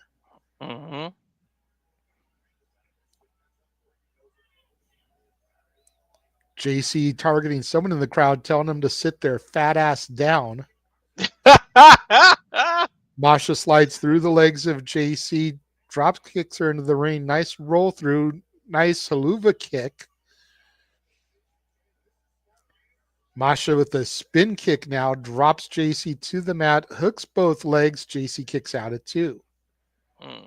Masha's starting to not believe it. She thought she should have put Jacy away by now. I think she underestimated Jacy. Yeah, she took her lightly. I mean, when you compare experience, I can understand maybe why Masha would do that, but still, like, Jacy Jayne is not a slouch. Not at all. Jacy went for that slingshot German. Masha with a big boot. Jacy drops down. Backslide by Masha. Jacy rolls through. Nice running knee strike to the jaw of Masha. Capitalize, Jacy. This is your moment. Hooks the leg. Gets a 2. Masha kicks out. Dude, that knee was ridiculous. She caught it flush, too. Yep, and look at the face of Jacy Jayne. She thought that was it. She cannot believe that move did not put away the Knockouts champion. And now Jacy stalking her prey in the corner there. That was definitely a knockout blow, though. I'm shocked Masha was able to kick out. Goes for a spinning clothesline. Masha ducks it, chops Jacy. Jacy returns the chop. Both women trading blows back and forth right on the TNA logo in the center of the mat. Masha gets a little bit of a flurry of offense here, drops Jacy to her knee, goes for the spin kick. Jacy ducks, kick to the midsection, another rising knee by Jacy. Step up in Seguri, drops Masha to her knees. Jacy once again is getting the upper hand here. Again with that rising knee strike, sends Masha through the ropes to the outside. The fact that she's holding her own against the TNA Knockouts World Champion says a lot. Yep, went for that punt kick again, but Masha blocked it, got Jacy on her shoulders, drops her face first onto the ring apron. Ooh. Now Masha grabbing Jacy by the hair here.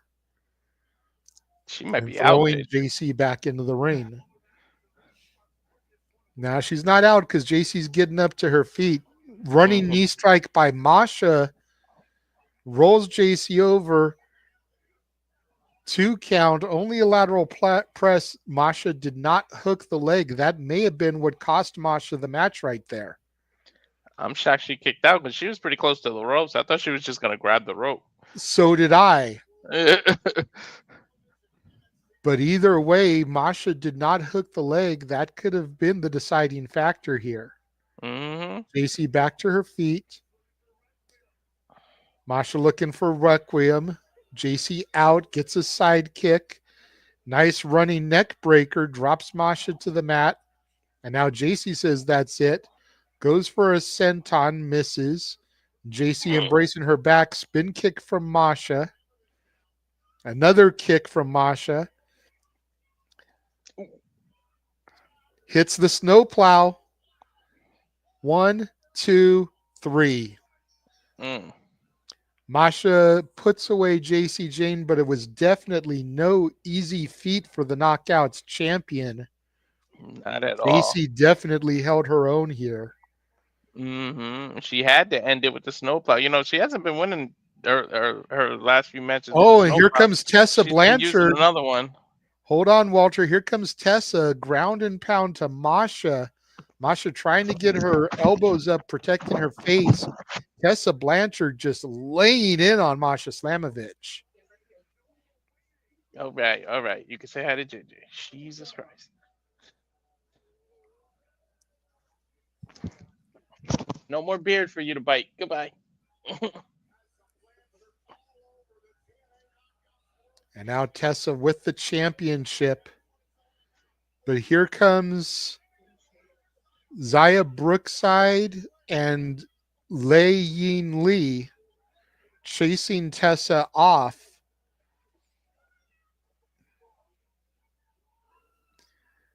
It's trying to check out Tessa's shirt. It looks like it says, Mija, yes, you can. Yeah. Mija? Daughter, yes, you can. Now Tessa and Jacy looking at each other.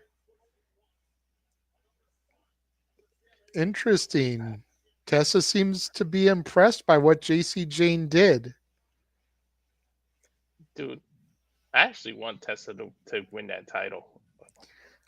I agree. Like, don't get me wrong. I like Masha, but I think it's a great cap on the Tessa Blanchard story for her to get that title back.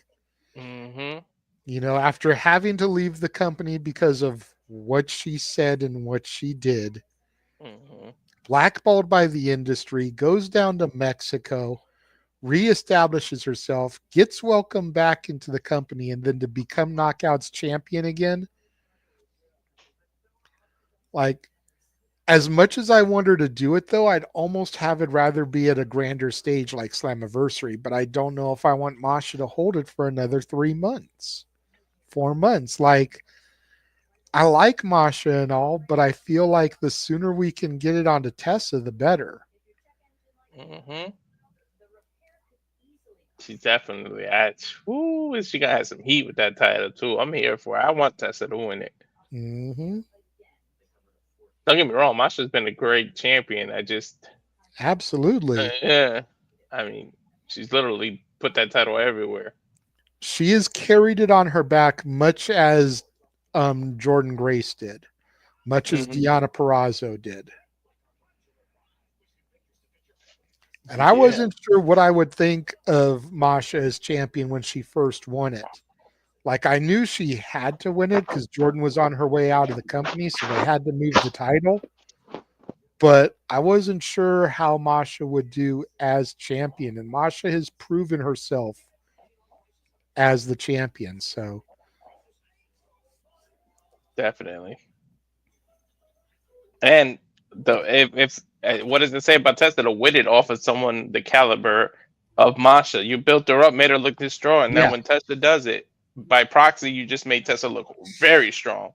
And to Darren's point, do you think the company would risk that kind of heat? They hired her back. Right? Why would you hire her back if you don't plan on making her champion? Number one. And number two, she's a heel. You want a heel to get heat. as champion, now you're drawing money in every show to see who's going to beat her. Who's going to be the woman to finally dethrone Tessa Blanchard? There you go. That's where the money is. Who beats her? The fact that more and Mhm. more every match people are going to get invested in who beats her, and you can Mhm. prolong it. That's what is so great about a heel champion. Look at Roman Reigns. Mm-hmm. 4 years as fucking champion. Every time you knew who he was going to be on the show, is this going to be the time that he loses? Is this going to be, am I going to get to see the reign end? Same type of thing here with Tessa Blanchard. You put the strap on her, and then who gets built to be that conquering hero? Mm-hmm. You know, with the women that are on the roster, is it Rosemary? Mm. Is it Ash? Is it Jody? Is it Danny? Is it Zaya? I would love to see it be Zaya Brookside. Mm-hmm. Because out of the women on the roster, I feel like she's the youngest.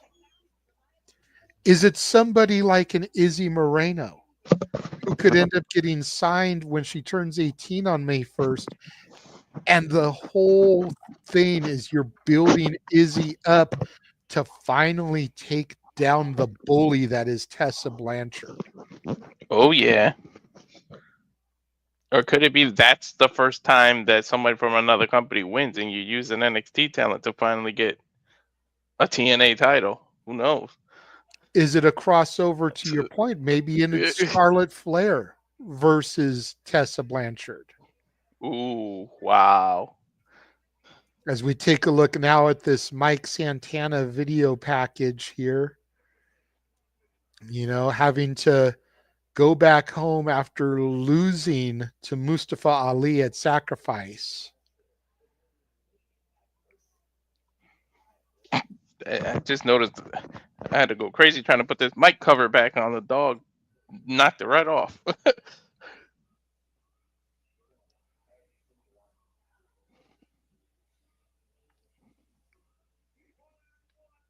Dude, that Mike Santana Mustafa Ali vibe is giving. I mean, rivalry is giving me the vibe of when Chris Jericho and CM Punk did, or Jeff Hardy and CM Punk, using real life vices like that. Mm-hmm. And that's good. It's always best when you can add some reality to fiction. And we all know that pro wrestling is prominently fiction. So to be able to have something that you can add just a little bit of reality to, I think that's good. Of course. Makes for great television.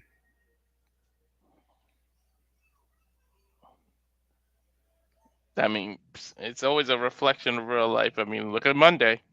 Mm-hmm. Now making his way to the ring, Casey Jones. Casey Jones. Look at the mask. Tell me that's I not know. Casey Jones's Ninja Turtle mask, bro. For real. It is. I mean, you could also say Vega from Street Fighter. It's the same mask, but I'm old school. I think of Casey Jones when I see that mask. Mm-hmm. And Eric Young does use weapons. He's known for that. You pull out a hockey stick, he's Canadian, eh? Right? A Jose Canseco bat. Tell me, you didn't pay money for this. Whack, 2-for-1 sale, pal. Right?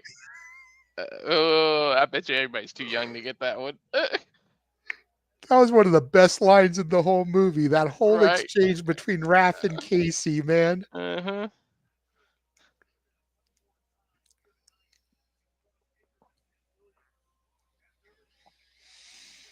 I love the first one.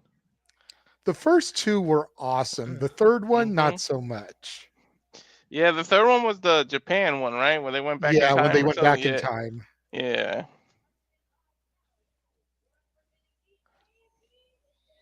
And now representing the ABC, shout out to his partner, Dashing Chris Bay. You've got the inevitable Ace Austin taking on EY. And I'm not knocking Street Fighter, Safet. I'm just saying that I think of Casey Jones because I'm older. Yeah. If you grew up in the 80s, I think you think Casey Jones. If you grew up in the 90s and the early 2000s, you think Vega. Mm-hmm.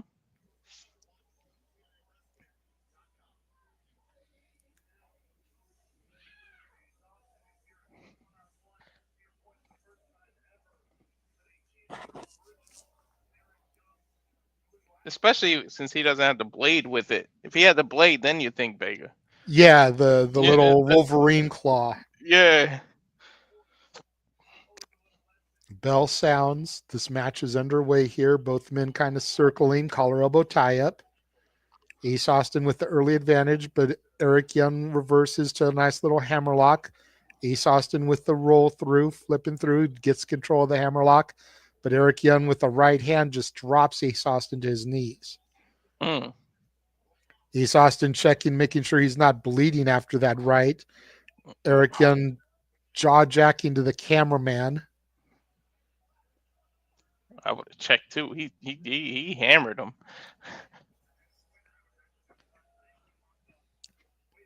Here comes Sinner and Saint, the Northern Armory.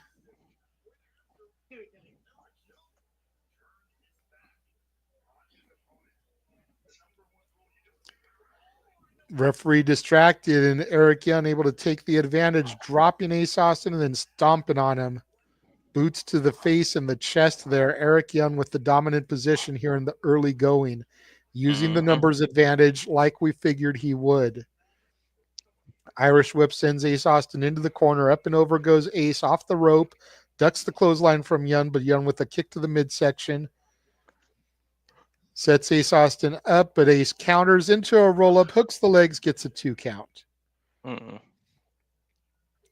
Ace Austin now going for a nice little tie-up here. Rolls EY into a pinning predicament, 2 count of his own. Standing drop kick from Austin, drops EY to his knees. And now Ace Austin trying to get the crowd into this. Irish whip to EY. EY reverses, sends Austin off the ropes. Austin rolls through, drop toe hold, and then a back kick from Austin. Nice side bulldog there, short range, dropping EY to the mat. Gets a lateral press and a 2 count.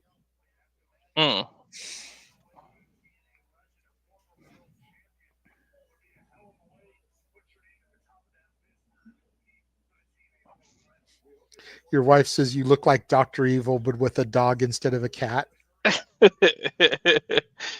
Both men trading blows here right in the center of the ring, trying to get the advantage.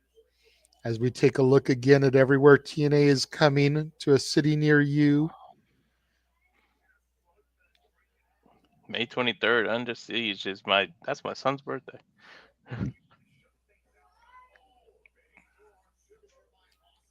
Ace Austin comes off the rope. EY catches him. Beautiful spine buster slam right onto the N in the TNA logo. Hooks the leg for a pinfall, gets a 2 count. That would make Arn Anderson jealous, that damn spine buster. That was a gorgeous spine buster.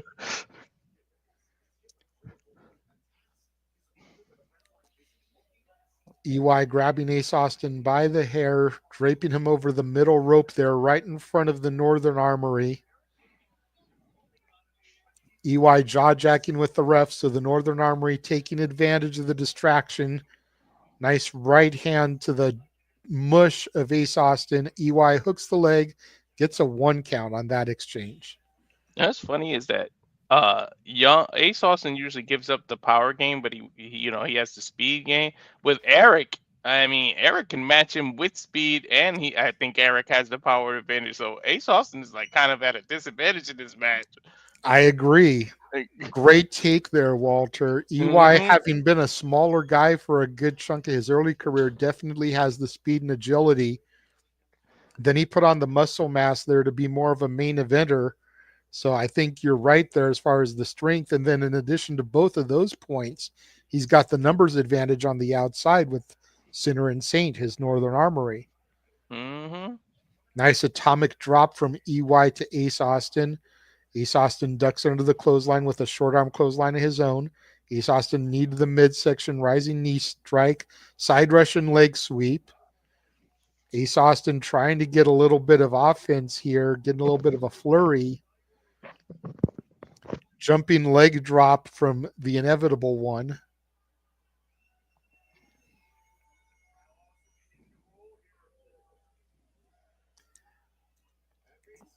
Nice little jumping clothesline. Shades of the Miz there. Right? Gives him a 10 shots. Throws EY. EY rolls through, though. Ace Austin springboard Insiguri. Drops EY. Gets the lateral press. Gets a 2 count, but EY kicks out. Damn, Again, much to my point in that Masha match, Ace Austin did not hook the leg. That could have cost him. Yeah, that was damn near a tornado kick off there. That was a huge kick. Mm-hmm.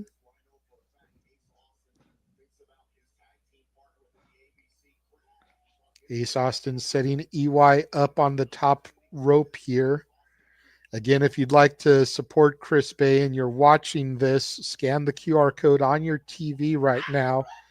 You can help support Chris Bay in his recovery. Go to Pro Wrestling Tees, buy some of his merch. I know some of the proceeds for that are going to him as well. Yeah, definitely. Especially the We Heart Bay and the GSET Greatest Story Ever Told shirts. Mm-hmm. I actually was thinking about getting one of those Greatest Story Ever Told shirts, but for my size and for the fit that I want, it ends up being like $36 before taxes. I'm like, I want to support Chris and all, but that's a little bit pricey for my broke ass. Because that one's getting the shipping. We're talking about close to $45 and everything. It's like, I don't know if I can do almost $50 for a t-shirt. Mm-hmm. I really want to support Chris, and it's a good cause, but I can't afford that right now. So tell me about it. Sinner and Saint there, the Northern Armory on the outside, distracting Ace. Ace takes his high off of EY in order to take one of the guys out on the outside. Nice sidekick drops him. Now Ace trying to get back in the ring here. Shoulder thrust to the midsection of EY. Goes for that springboard Insiguri again. EY sidesteps it, sends Ace Austin into the corner. EY has him set up. Pile driver connects on Ace Austin. Hooks the leg. 1, 2, 3. EY gets the victory here. The numbers game was just too much for Ace Austin. That's a shocker. Ace Austin has been on a roll. He has been, but to the point that we were talking about at the pre-show, Ace had no backup here. If Ace had backup, if he had the Rascals or something to neutralize the Northern Armory, it could have been a different situation. But A was out there on an island unto himself. He was solo, trying to do the right thing, trying to fight the Northern Armory off without any backup, and it ended up costing him the match. Coming up next, though, we're going to find out what is next for Joe Hendry, so it does look like Nick Nemeth and Leon Slater will be our main event here this evening. Oh, man. Ooh. I mean, I guess because he just went heel, so I guess they're trying to keep that story. I don't know. I was going to say, he is the former world champion. You're talking about Nick Nemeth. He is definitely main event caliber talent. Of course. So I get it. And I'd rather have a match be in the main event as opposed to a promo segment. Yeah. You're right. While we have this little commercial break, I feel like we should run one of the videos again. Which one do you want to run? The watch long trailer or the Tiffany Nieves promo? Yeah, I want to headbang Tiffany. All right. We will be right back. Get it? Got it. Bueno. I need to be the best at everything. Yeah, number one. Hustle from the start. Aim to be the best. No excuses, we go hard. Every single day we winning, winning, winning, winning, winning. Every single day we winning, winning, winning, winning, winning, winning. Yeah, number one. Hustle from the start. Aim to be the best. No excuses.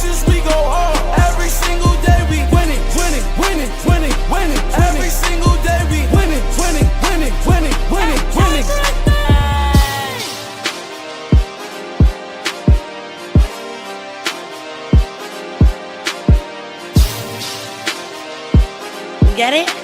Got it. Bueno. Yeah, I'm number one.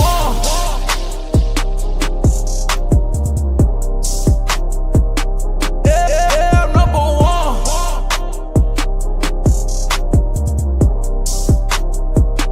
Yeah, I'm number one. Hustle from the start. Aim to be the best. Ain't no excuses, we go hard. Every single day we winning, winning, winning, winning, winning. Every Get it? single day we winning, winning, Got it. winning, winning, winning, winning. Bueno. Okay, why is your son got to make me crack up in the comments though? What he said? All the mamacitas.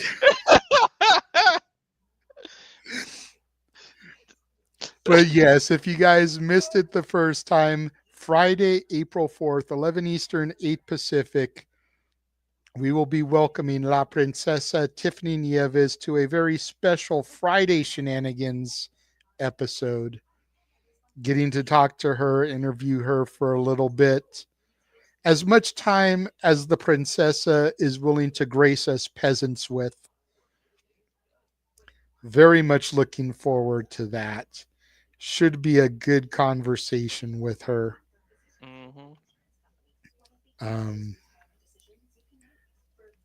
I'm really proud of how that turned out. You know, again, shout out to JoeyEllz for letting us use the song number 1 for that video. Like I said the last time, I know for a fact that's the music she uses at NWA on NWA Power. I don't know if she uses that at all the indie dates she does, because I don't see a whole lot of her on the indies. And sometimes when they do stuff on the indies, they don't show entrances on the videos because of licensing and everything. So I don't know if she uses it or not. But again, shout out to JoeyEllz. I discovered he does her music because of a post she put up on Instagram. And then I followed the link to his information and whatever, and I emailed him, hey, do you mind if I use this to put together a promo video? She's going to be doing an interview with us, blah, blah, blah. And he emailed me back, was like, you know, thank you for messaging me. Very professional of you to do that. I absolutely don't mind. Just please link to my socials on any videos you use it in. So if you go to the description on this video, you can see JoeyEllz' socials as well as a link to Spotify where you can listen to that song. Nice. But yeah, I'm really happy with how that turned out. You know, I used the song. I used her saying "Get it, got it, bueno" from one of her promos and laid that over at certain points in the video. I think it came out very well, as we are now being graced by the current reigning and defending TNA World Heavyweight Champion, Joe Hendry.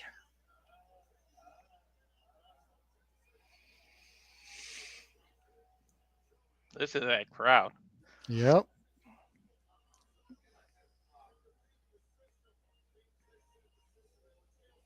And as we wait for Joe to get in the ring, your wife points out Ace Austin's going to need backup, maybe the Rascals again, since they've been having his back. Not a bad shout. That's what I was wondering in the pre-show there, Lee. Mm-hmm. And then Ray J's World says he wants Leon and Javon to do a tag team. I could see them as a tag team. I could see them as a one-on-one. Either way, I think would be great. I'd almost like to see them have a match and then out of the match form the respect to where they team up. That way we get a little bit of both. That's what I would do. El Paso cheering very loudly for Joe Hendry. Say his name and he appears. The world champion is here in El Paso, Texas.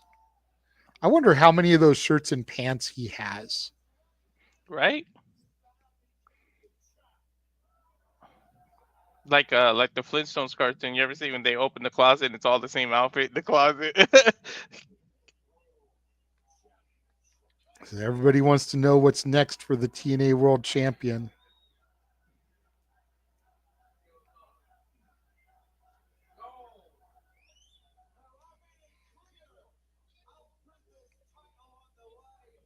He says he's made it clear that he'll put the title on the line anyone and anywhere. Mm. Fan in the crowd has Hendry versus John Cena sign. Look how he looked at him. Look how he looked at the sign.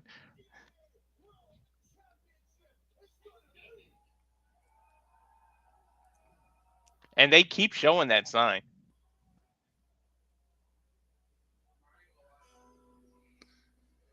Here comes Elijah.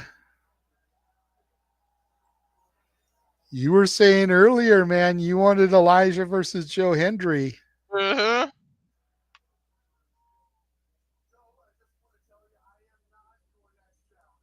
Okay, Elijah says he is not the next challenger.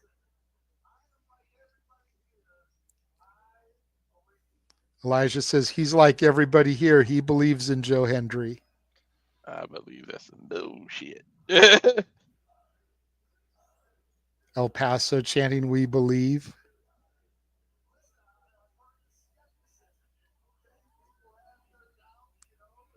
Elijah says he's heard the skepticism, how people have their doubts.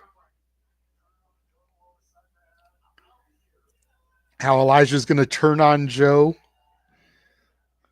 Were they watching our pre-show, Walter? I don't know. It looks like it. Elijah says that he's got his back as long as Joe's got his. How they've become close. They've become friends. Elijah says that Joe's favorite color is blue. He loves classic movies.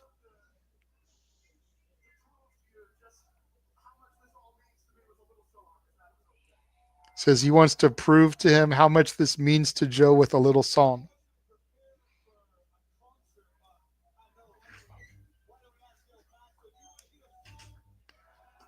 Joe's asking El Paso if they want to hear a song. The crowd, of course, is receptive. I don't know, Joe. I think a guitar is about to hit your head, bro. Says that Hendry's favorite song is "You've Got a Friend in Me," the theme to Toy Story. That's a good song, though.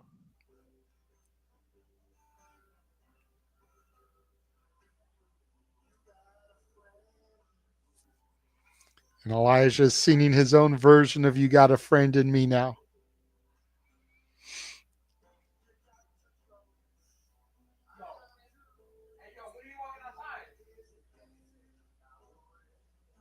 I was wondering if he was going to change the words.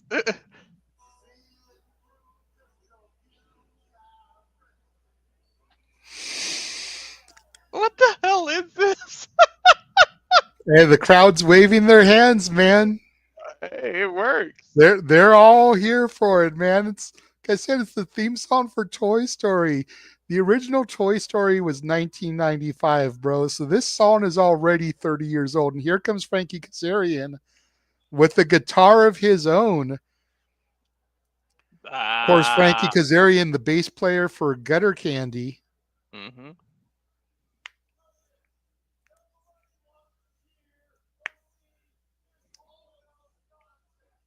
Says nobody wants to see this Hall & Oates contest. Hall & Oates. That's a good band, though.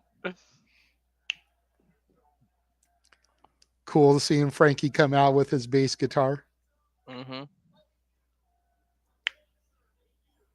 Frankie saying he hates Elijah and he damn sure hates Hendry.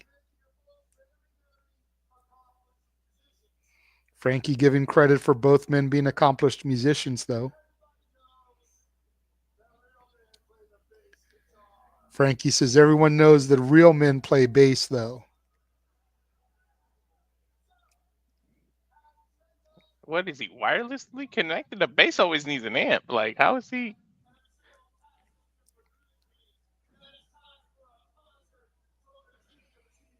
Frankie says it's time for a concert from the King of TNA. You can see he's plugged in somewhere. Mm-hmm.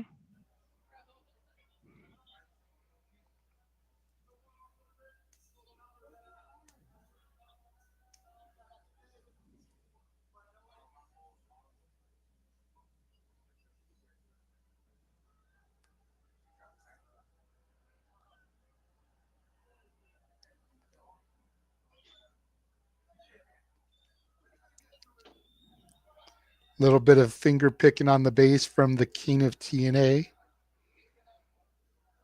You suck, Chance. Now.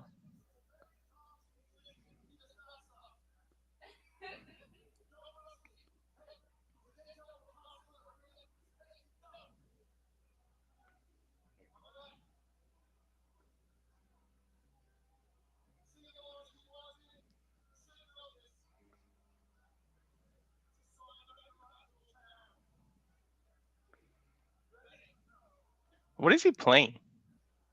I don't recognize that song. He says it's a song about their rotten little town. I wonder if he was going to do Marty Robinson's El Paso. Mm. Out in the West Texas town of El Paso. I think so. Yep.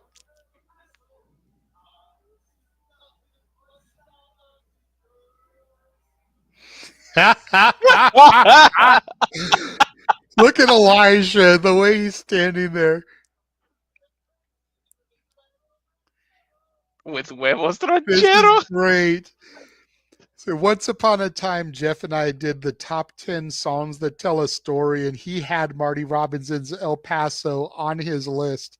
And here is the king of TNA, Frankie Kazarian, with his own rendition of that song. And a friend of Jeff's on top of that. Well, a friend of both of y'all. Yep.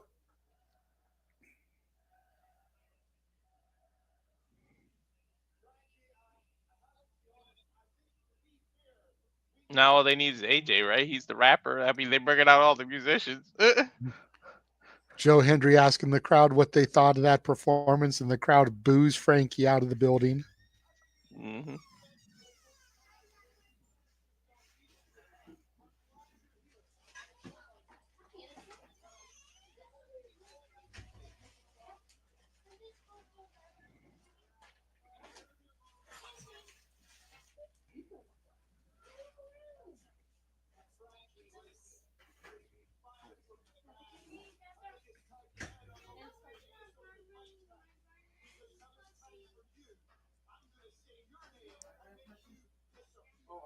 Joe Hendry saying it's time Frankie heads to the nearest open mic night. He's going to say his name and make him disappear.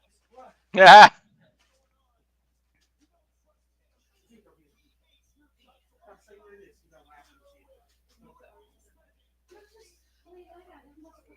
Frankie saying he wants Elijah and Joe Hendry to beat the hell out of each other because Joe doesn't trust Elijah and Elijah hates his guts secretly. Stir in the pot. Mm-hmm.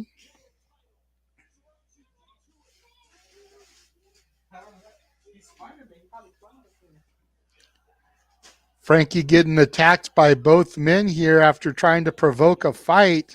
Elijah has Hendry up on his shoulders, but Frankie pushes Elijah into Joe Hendry. Elijah hits the brakes, though, before either man can collide. Dude, you know it's coming. You know it's coming. I think we may be seeing this at Unbreakable. Mm-hmm.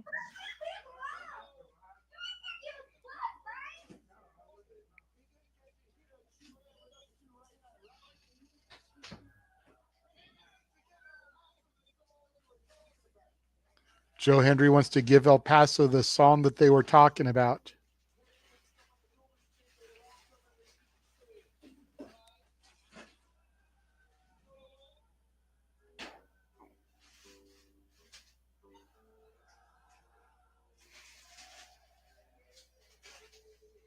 Goodbye. Elijah's playing the na na na na hey hey hey goodbye song as El Paso and Joe Hendry serenade Frankie Kazarian.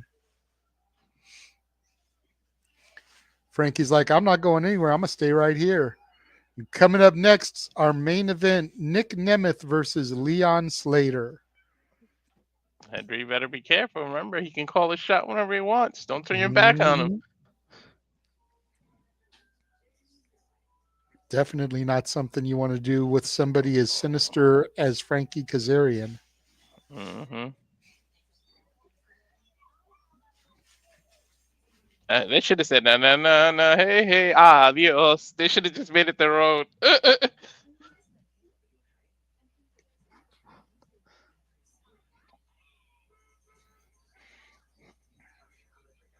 Did you go to commercial?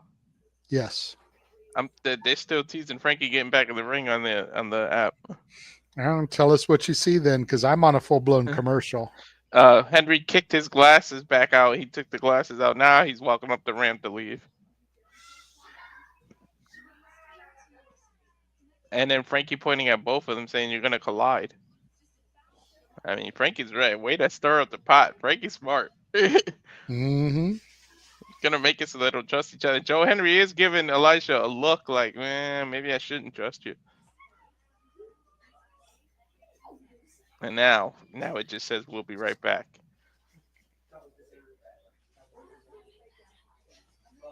We'll be right back with his big brother. God. Hopefully they'll do any promo with him before they come back on, so I don't have to hear him. You know they're gonna introduce him. Get your hands together for my big brother. You know they're gonna do it.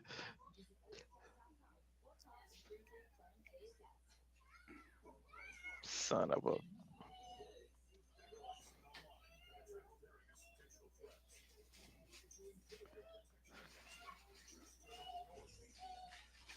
Who's involved? He's involved with some kind of play or something, isn't he? Maybe Who is? maybe Ryan. He's like doing something, a play, a musical, or something. So maybe he's not there. Hopefully we don't have to deal with him. Yeah, but this was filmed already, so it was probably filmed before he left. Oh yeah, that's right. It's not live, so you can take the Joe Hendry graphic down now, by the way. Oh.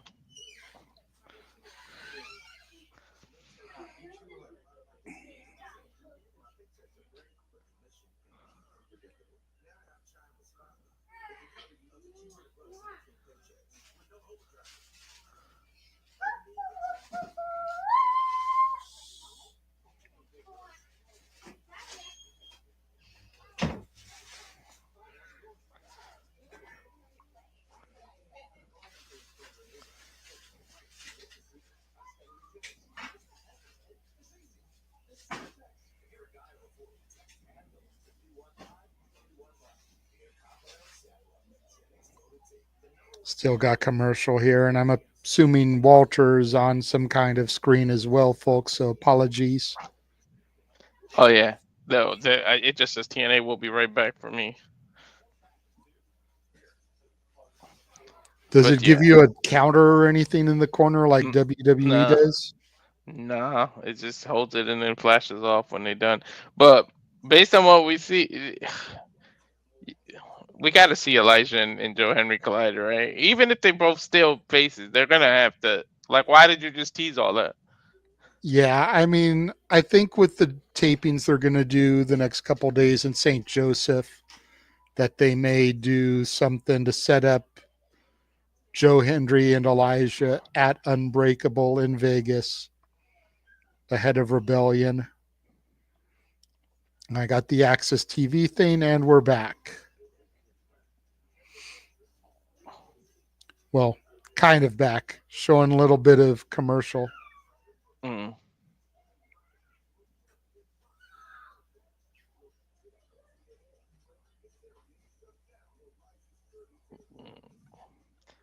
They probably they were cleaning out. That's what took so long because Frankie did leave his guitar there. Mm. I'm getting kind of like a Tessa Blanchard ad.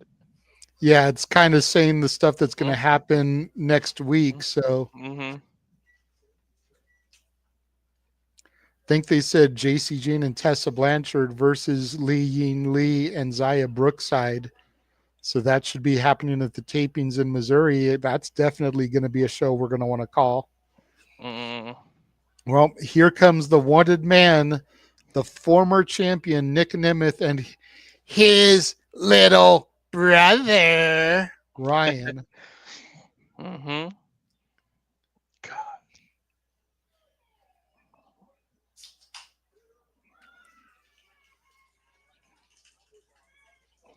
Jeez. Are you gonna give him a little bit to talk as to why he did this to Matt? Nah, gotta save that for a bigger stage, not when they're doing a Hmm. match. Yeah.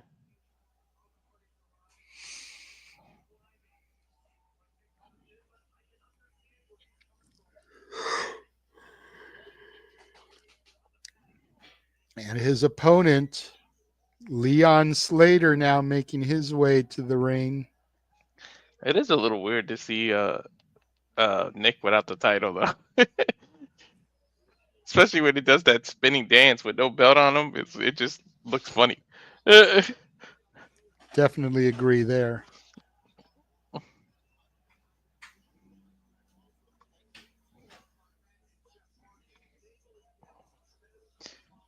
You know, Nick might look past and Slater could take advantage to get a huge win, the biggest win of his career, you would think. That's not a bad thought there, Walter. I mean, I wouldn't be opposed for it. We already saw a little bit earlier when Masha was taking Jacy lightly, how close Jayne came to beating her. Mm-hmm. And you got to think with Slater's relationship with the Hardys, that's who he's doing it for. I mean, Nick just attacked Matt.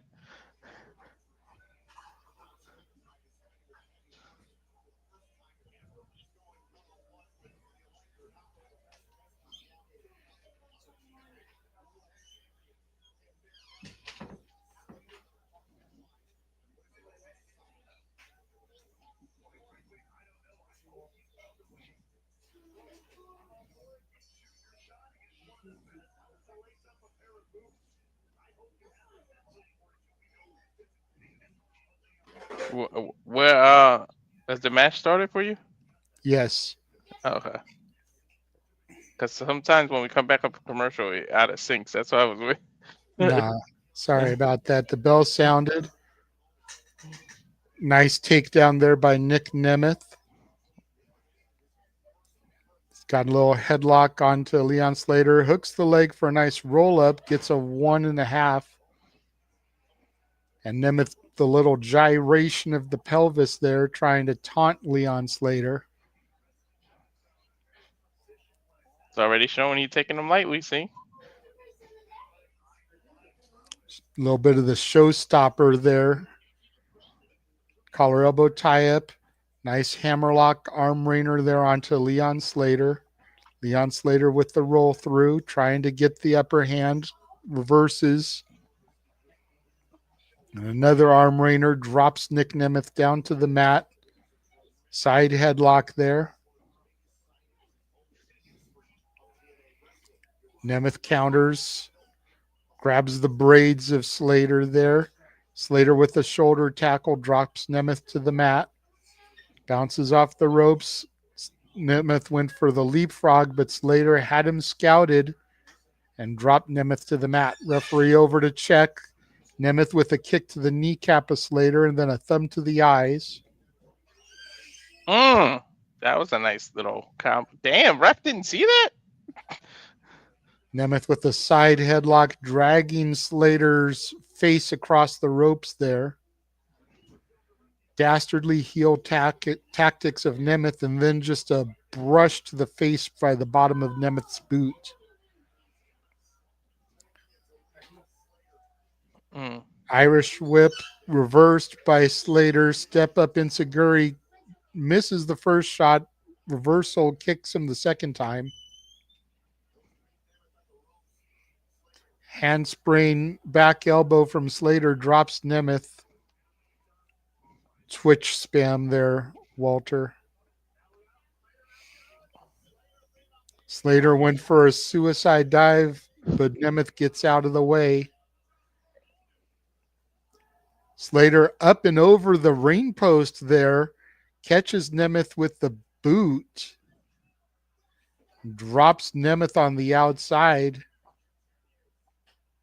Slater is fired up here as we go to commercial. Fuck television. Dude, Leon is athletic. That back spring from, like, that's some crisp. He did that crisp. Every time I see him, the more and more I want some interaction between him and Evans.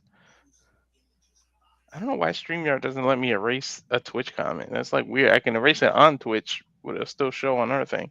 Yeah, that's Uh, mm, why I usually don't connect to the Twitches, because we Yeah. can't really do anything about those spams. So hmm going forward, we may not be streaming to Twitch anymore when it's this type of stuff. Yeah, maybe I might just do Twitch with the gaming only.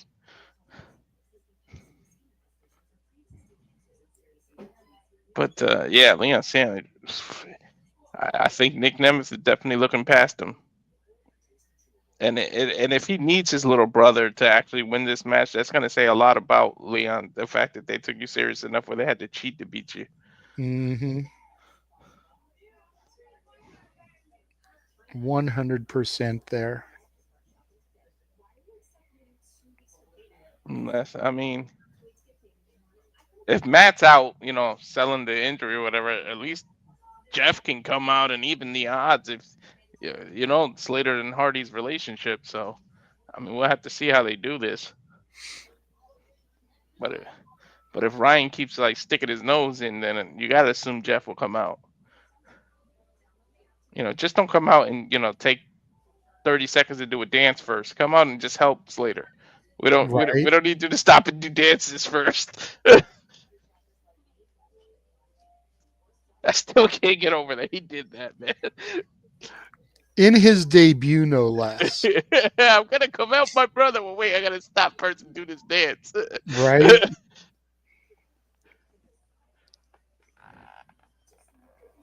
I should bring that up in some kind of promo or something like that. Be like, yeah. Meanwhile, look at my ass kick you over there, dosey doing with the crowd.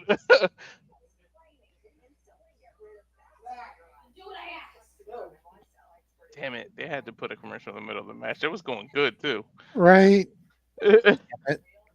Well, it's probably the last commercial. Yeah, Slater was making his comeback too. I'm telling you, that handspring was insane.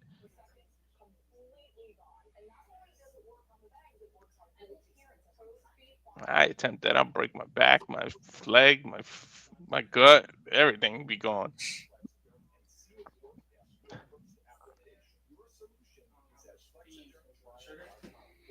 I give it to anybody that makes it in any level in any company.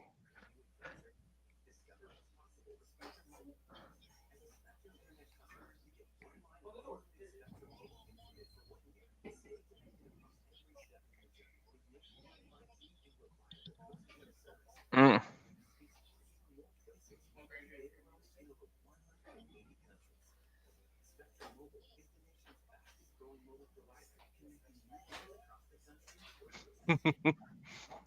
I hate commercials sometimes. Yep.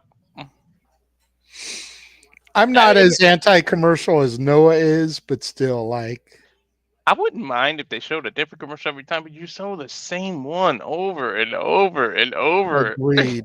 Agreed.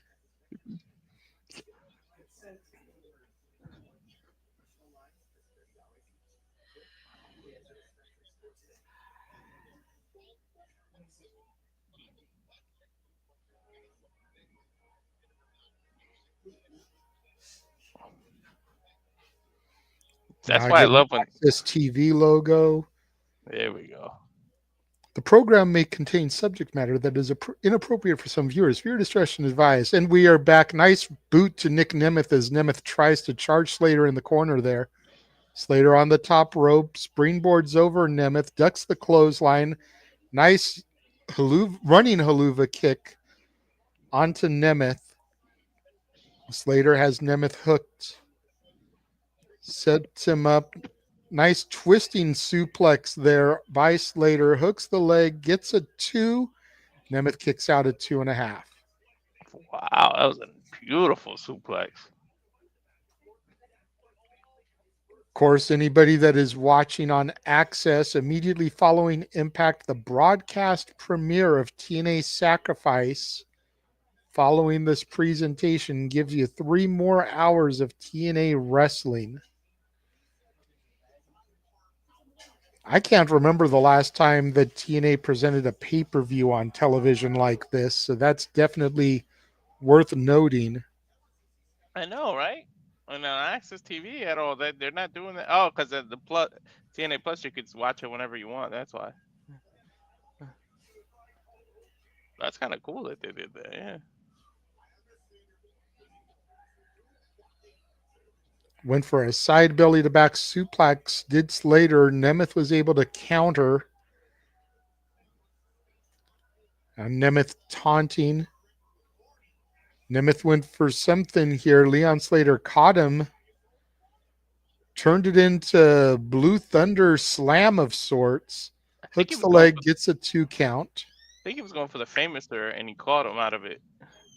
Possibly. Yeah, that was weird. I didn't know what to call it either. I was like, what's he going to call it? Because it was kind of a Blue Thunder bomb without the bomb part. That's why I called it a Blue Thunder slam. But either way, Blue Thunder anything doesn't result in a pinfall victory. So got to stick with the shtick. Right. Slater drags Nemeth closer to the corner.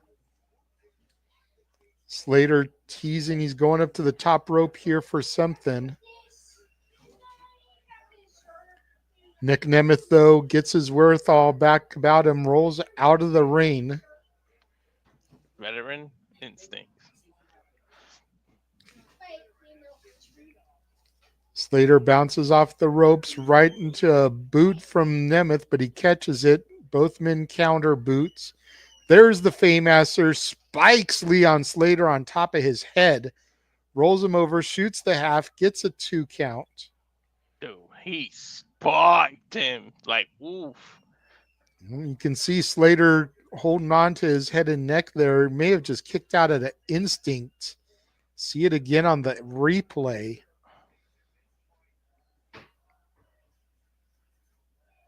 Damn. Yeah, he landed awkward.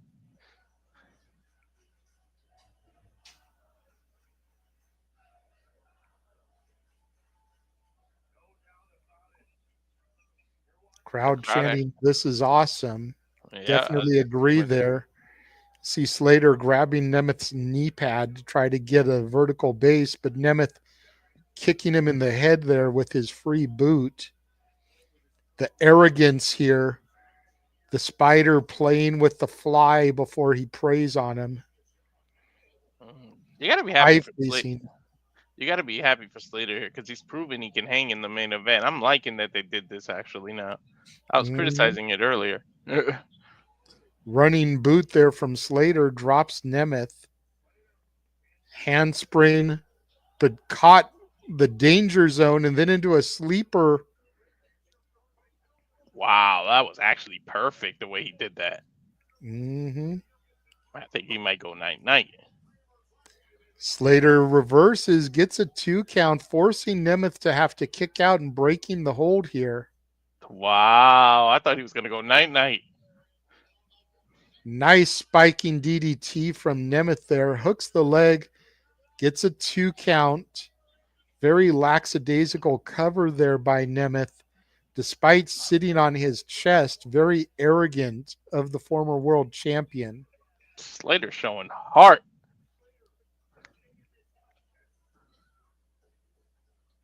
I think Nick may be second guessing himself at this point, JJ. Mm-hmm. See Ryan there on the outside in the camera view. Pay attention to Ryan. I still think he may get involved here at some point. Mm-hmm. Nick throws Leon in the corner here, sets him up on the top rope.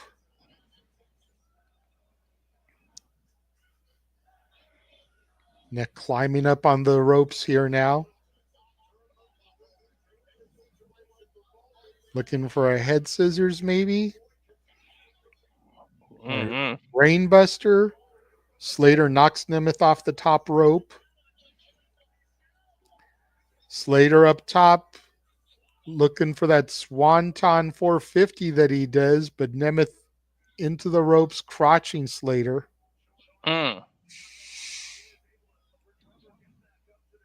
Nemeth going back up to the top once again. Sets him up. Avalanche vertical suplex.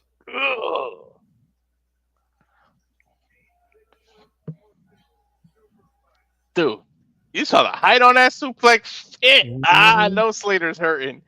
Uh, Neither man getting back up, though. How much did that take out of Nemeth with everything that Leon Slater has given him? that's what I don't get about doing that move. That move takes as much out as the person giving it as the person receiving it. Now Nick Nemeth stomping the mat, setting up for the super kick, though. But Leon Slater catches him with a side kick of his own. Twist of fate from Leon Slater drops Nemeth. Going to the ropes here. That was a Going up spiking twist top. of fate. But pay attention to Ryan Nemeth. Make sure he stays in his place. Mm-hmm. Leon Slater up. Swanton 450 lands in the knees of Nemeth. Nemeth rolls him up, hooks the leg, kicks out at 2.5. Going for the side kick again. Slater rolls up Nemeth, gets a 2 count. Right hand from Nemeth. Rock Slater goes for the danger zone. Slater holds onto the top rope, and there's Ryan Nemeth getting involved. Super kick connects from Nemeth. Danger zone. Holy shit, what a sell by Slater. Hooks the leg, does Nemeth. 1, 2, 3. To my point now, what does that say about Slater that Ryan had to interfere now? Dude, I like the way he landed off that danger zone, though. Holy shit, I like that one.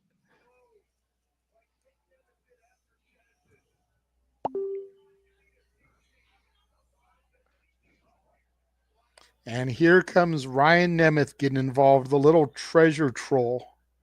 Stomping Leon Slater after he's been injured. And here come the Hardy Boys now. Oh, wow. I thought Matt would be out. Nope. The Nemeth brothers skedaddled out of the ring as both Matt and Nick show up to help Leon Slater.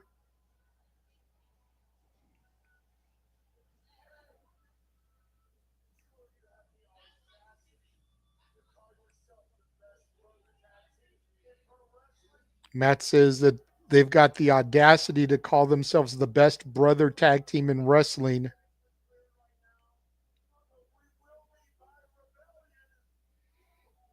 Matt says they're not medically cleared by right now, but they will be by Rebellion. How about the Hardys versus the Nemeths?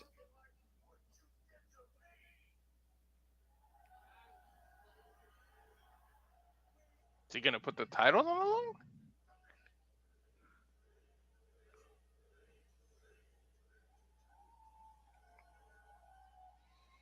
Didn't say for the titles, but you would have to assume if they're going to do a match at Rebellion, the titles would be on the line. Wow. The Nemeths might spoil the Hardys' rivalry with Axiom, because Fraxium, they want to, unify the titles. Mm-hmm. And that is it. We are done with this week's episode of TNA Impact. For Mr. Reliable Walter Cruz, I am the Renegade of Wrestling, J.J. Williams. I say we run our trailer one more time, showing everybody what's about to be coming up here across the Simply Reliable studios before we get out of here. We will be right back. And now for a taste of things to come.